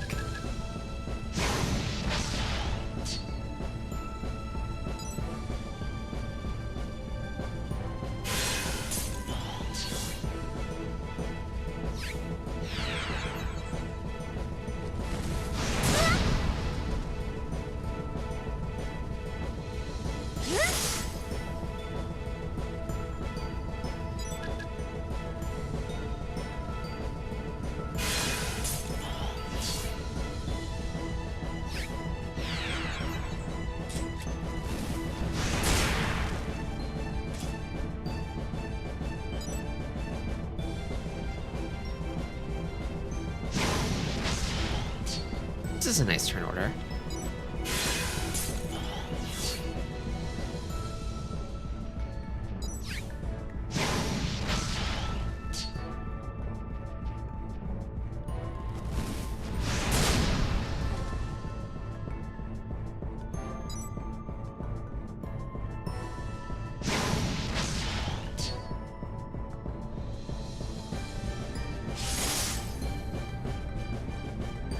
God, this guy is so beefy.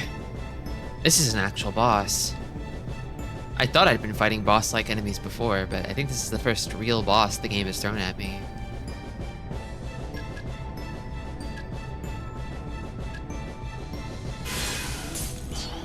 I shouldn't have done that. That was a mistake.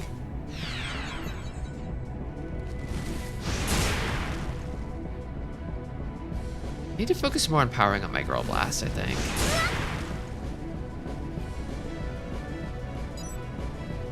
Actually, to be honest, what if I had them both defend? Maybe I'm cooking a little too hard with this one. Let me try it. Let me try it.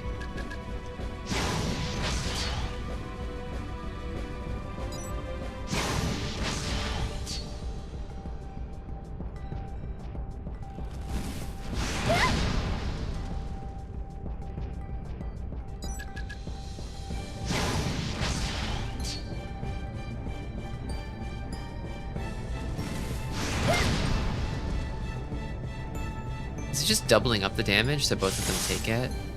Is that what it's doing?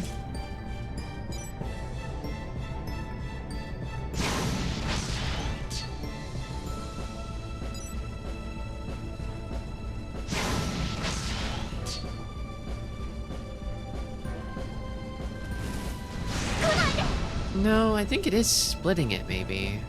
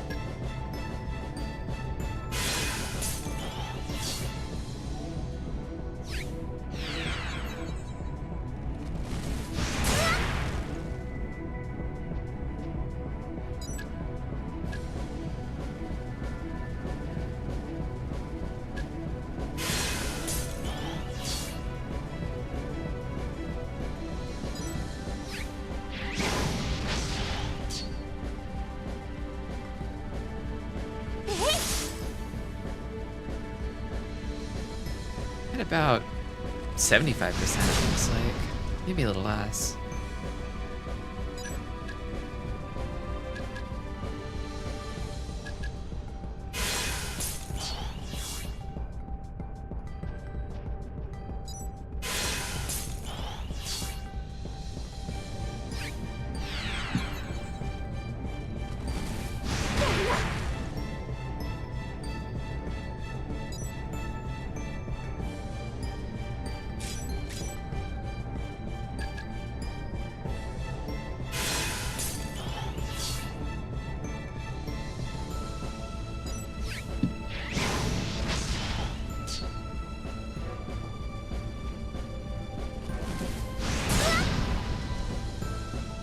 I feel like this fight is sort of testing if you're smart enough to manipulate the turn order with, like, switching defenders. And I don't know if I am. I'm just kind of brute forcing my way through. I might actually lose the endurance contest, too. I could maybe cheese it with items. We'll see.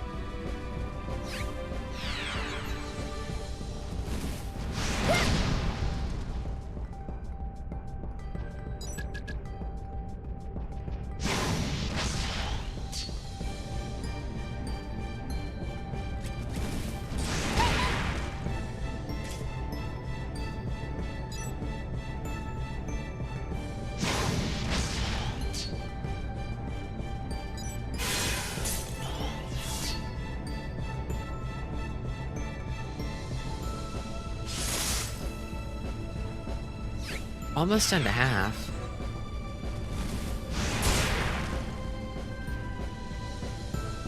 I just don't know if I'm gonna win the marathon here.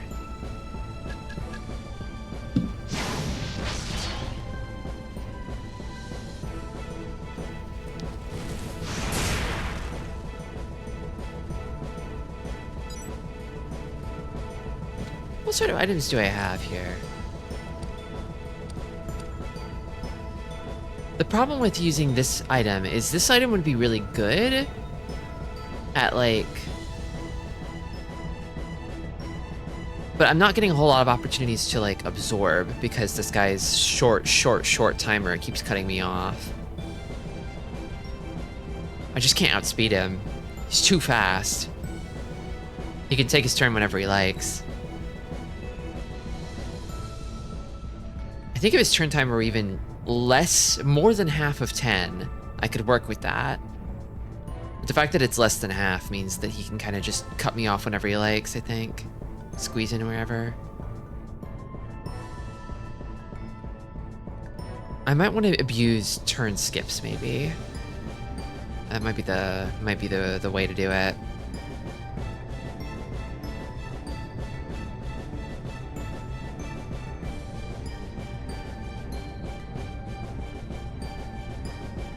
That way I could force a turn and cut him off. At least get some healing on my rock guys.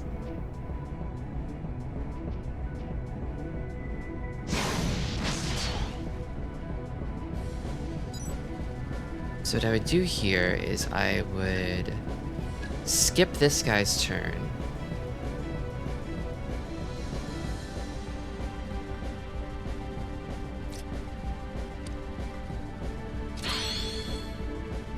Change you to plus. Max it out.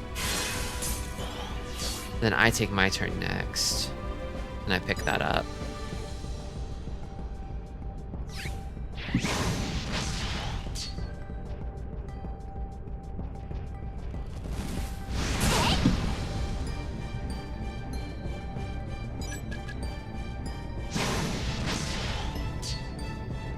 Girl is doing less and less damage as she gets weaker and weaker, so I'm slowing down in terms of pacing.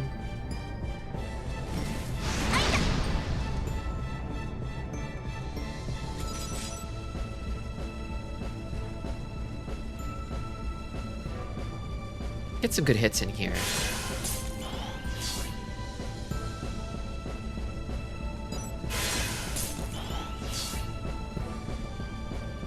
If there's ever a time to spam items, it's now.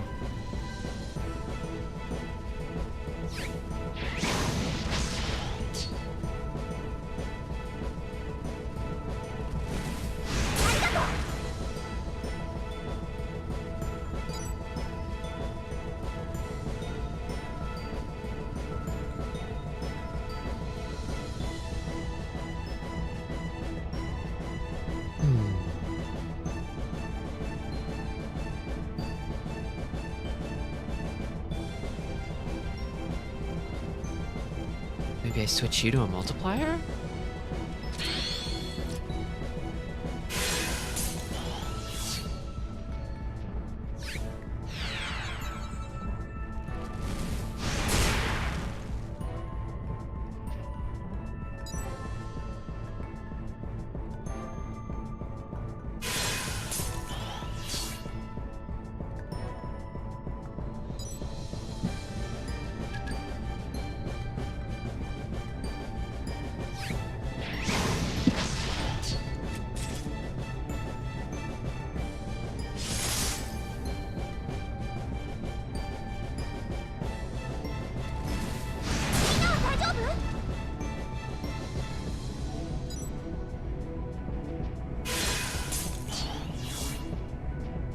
Below half now.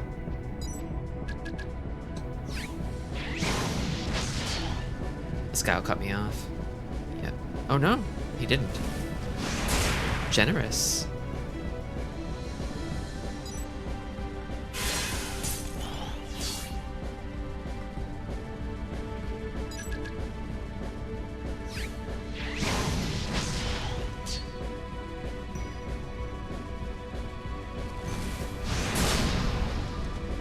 Youch. Are his attacks getting stronger or something? I feel like they might be.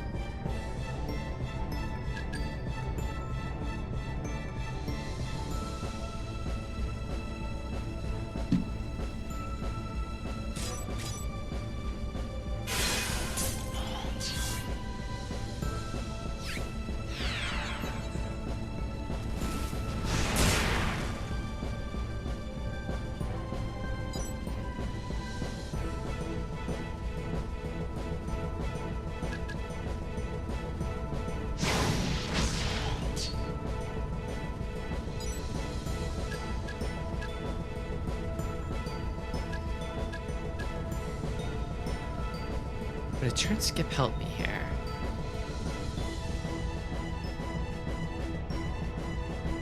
Not sure.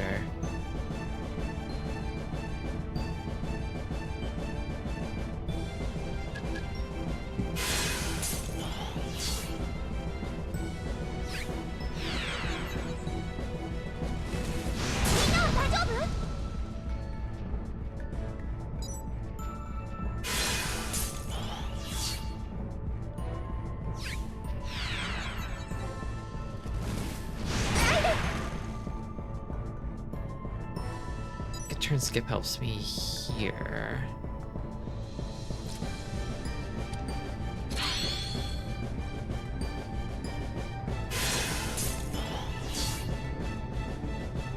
Oh, I'm trying my best. It really does feel like a war of attrition, but I kind of think I'm slightly behind. The battle's pace is so slow that it's hard to gauge.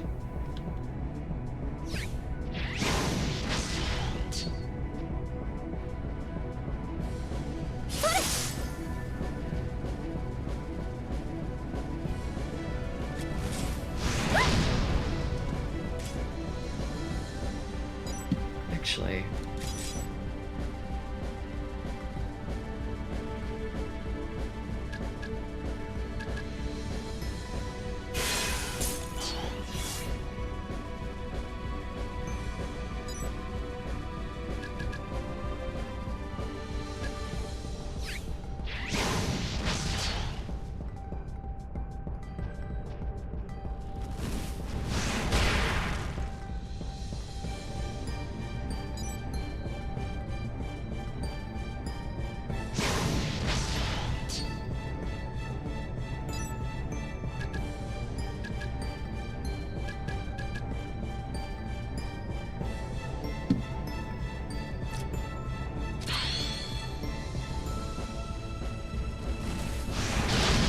uh-oh.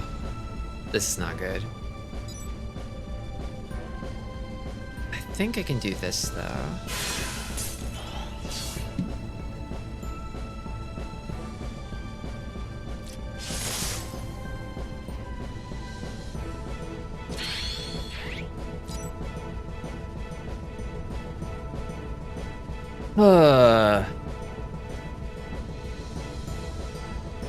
The Labyrinth's #1 sweetie pie. Girl.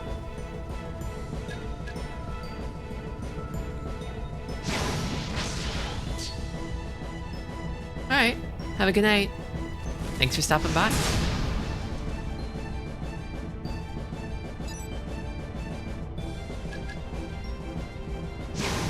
Only 10,000 health left to go.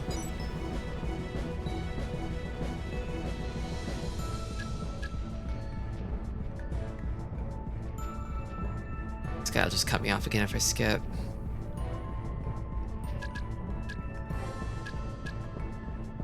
I want to time it here, maybe.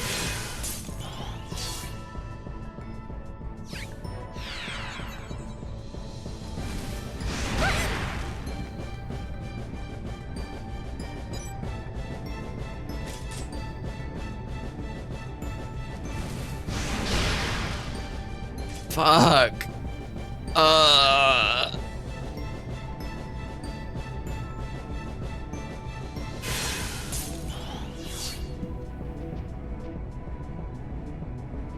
Is this gonna filter me? This fight's so long that, like, and there's no real way to, like, I say there's no way to grind, but I guess I could backtrack to a slab, cash in my experience, get some more HP, some more charges. There's nothing I can really do about this guy's bullshit, like, speed, though.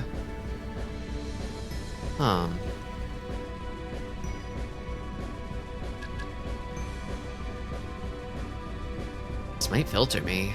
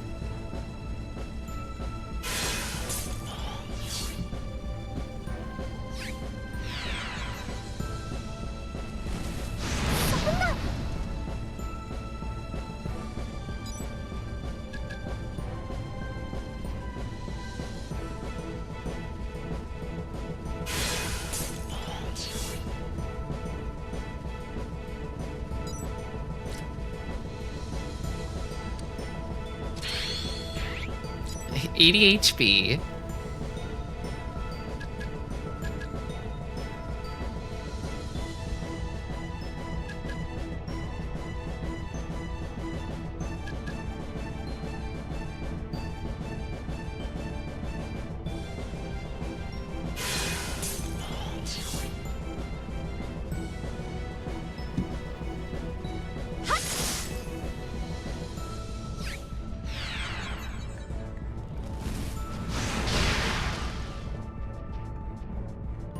Okay.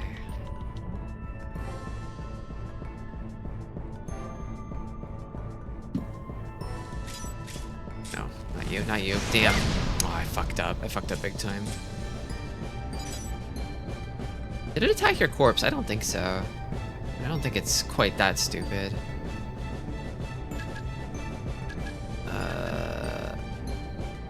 Oh, okay. I think I see what I need to do here.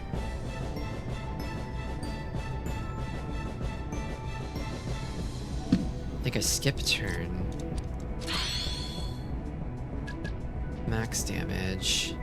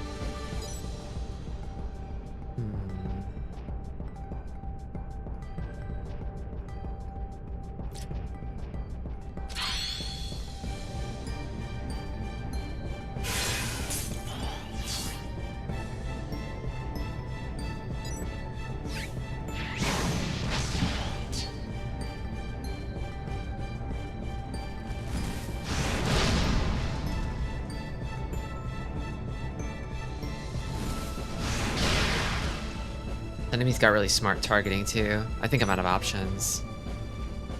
I think it actually might genuinely be over. I think I have to abandon defending the girl to cinch this out.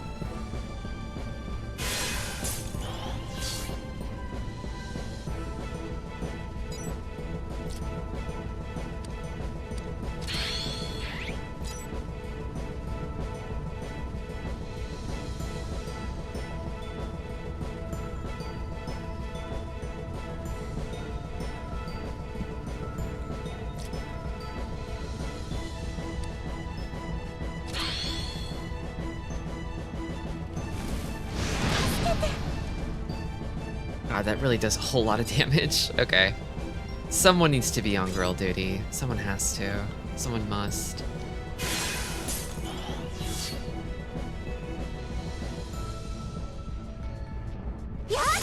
Yeah, I don't know. I don't think I'm gonna be able to make it over the finish line here.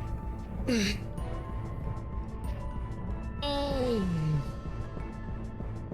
definitely feel like this guy's attacks are getting stronger somehow.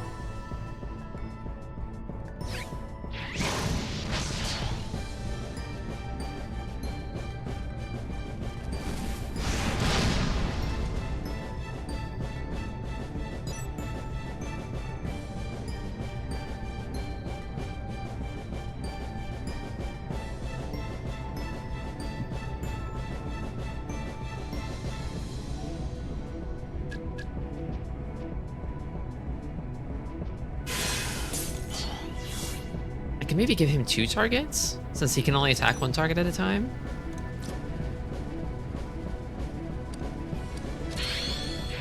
He'll pick 1 person to kill.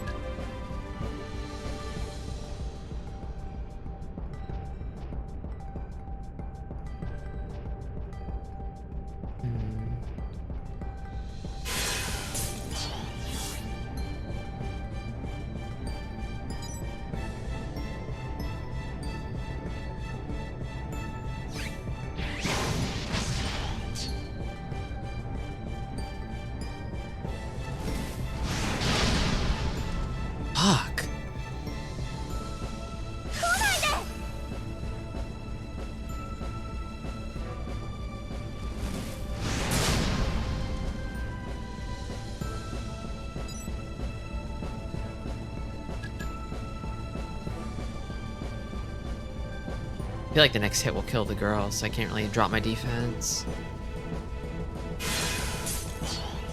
Just have to keep rezzing people with no HP, it looks like.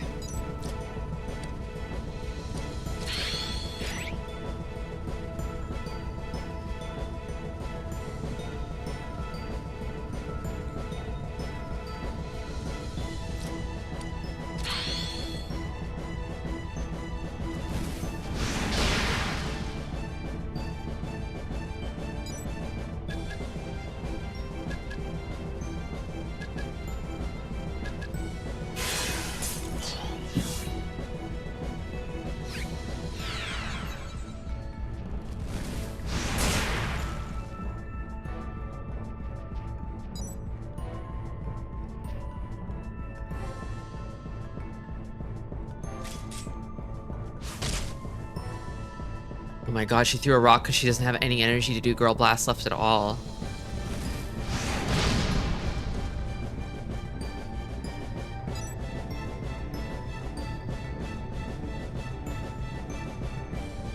Hey, Chris. I'm about to fucking get walled from this game. I'm about to get filtered. This boss is extremely difficult. I don't know that I have what it takes.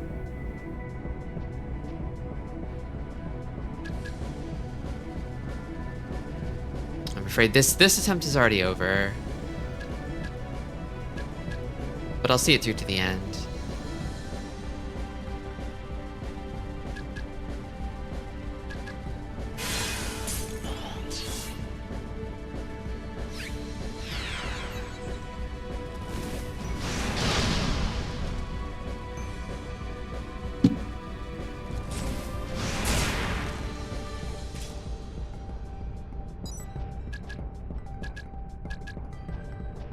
It's just 7,000 more HP.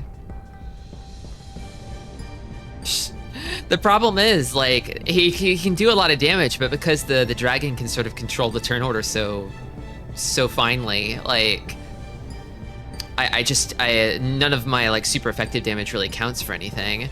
I've kind of been using it to rack up, like, multiplier on the Girl Blast, but, like, he keeps chipping and chipping and chipping away at the girl, so Girl Blast is now kind of basically useless. It's a little bit of a wet fart, so not even that is particularly worthwhile, so I tried switching over to, like, skipping turns to at least sort of re-manipulate the turn order back in my favor. But then he started sniping my my rock guys, so... And now I don't have any guys left with which to do that. I think if he had half the amount of total HP, this would have already been over. But the fact that he started with like 30,000 HP, I just, between all of us, spreading the HP out, like, it's like my party cumulatively only has like half that amount. So even if we're going blow for blow, he will just outlive me.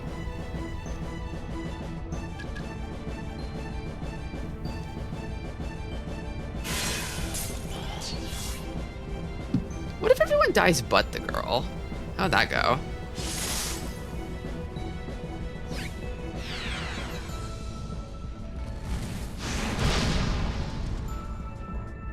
I want to see what happens.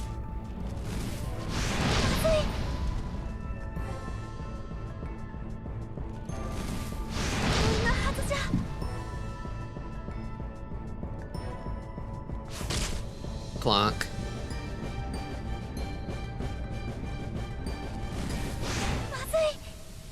Okay. Party dies or girl dies and it's game over. Whoa. We got knocked out back into the old video game. I wasn't expecting this.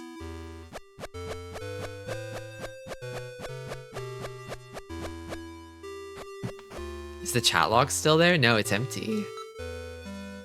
EXP counter is still there. Death tree?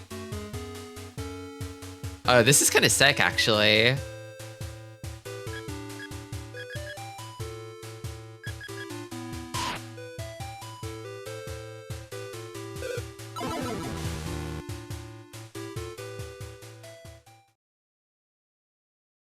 They drop you into back in the labyrinth and you just fight a Grim Reaper that kills you.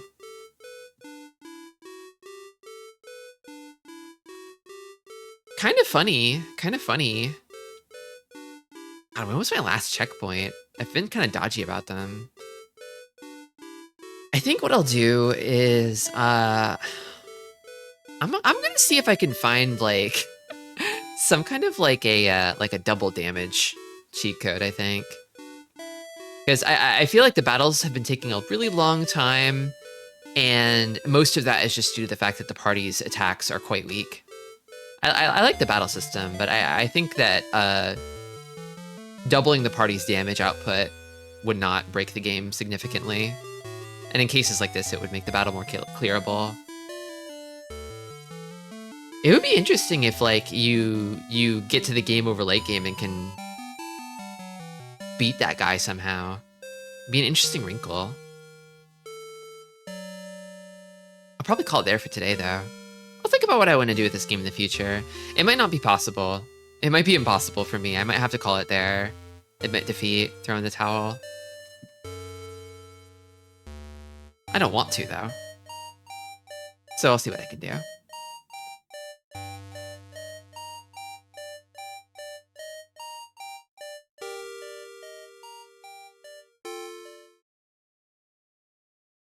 I will be back on Friday.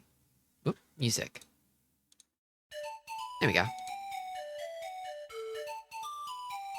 With more Final Fantasy 15. I think I want to play through, I want to try Comrades. I want to try the multiplayer expansion. I want to look at the character creator. I want to see what sort of Tristy I can make in Final Fantasy 15. Maybe I'll encounter somebody out in the world playing Final Fantasy 15 multiplayer in the year 2024. I want to give it an honest shot and play it for a couple hours and see how it feels. And then I'll probably also play Episode Arden as well. And then that evening, I want to watch the Final Fantasy 15 Brotherhood OVA. It's a short mini-series. It's about 5 episodes. Altogether, it's about the length of a movie, so kind of a movie night. Klonoa is awesome. One of the games of all time for sure.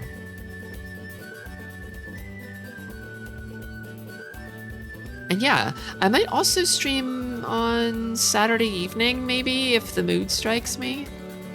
I'll see how I'm feeling closer to the day of. I might want to take it easy, not sure. But I'll try to announce that about 24 hours in advance, if I do decide to do it, so. Keep an eye out. Anyway.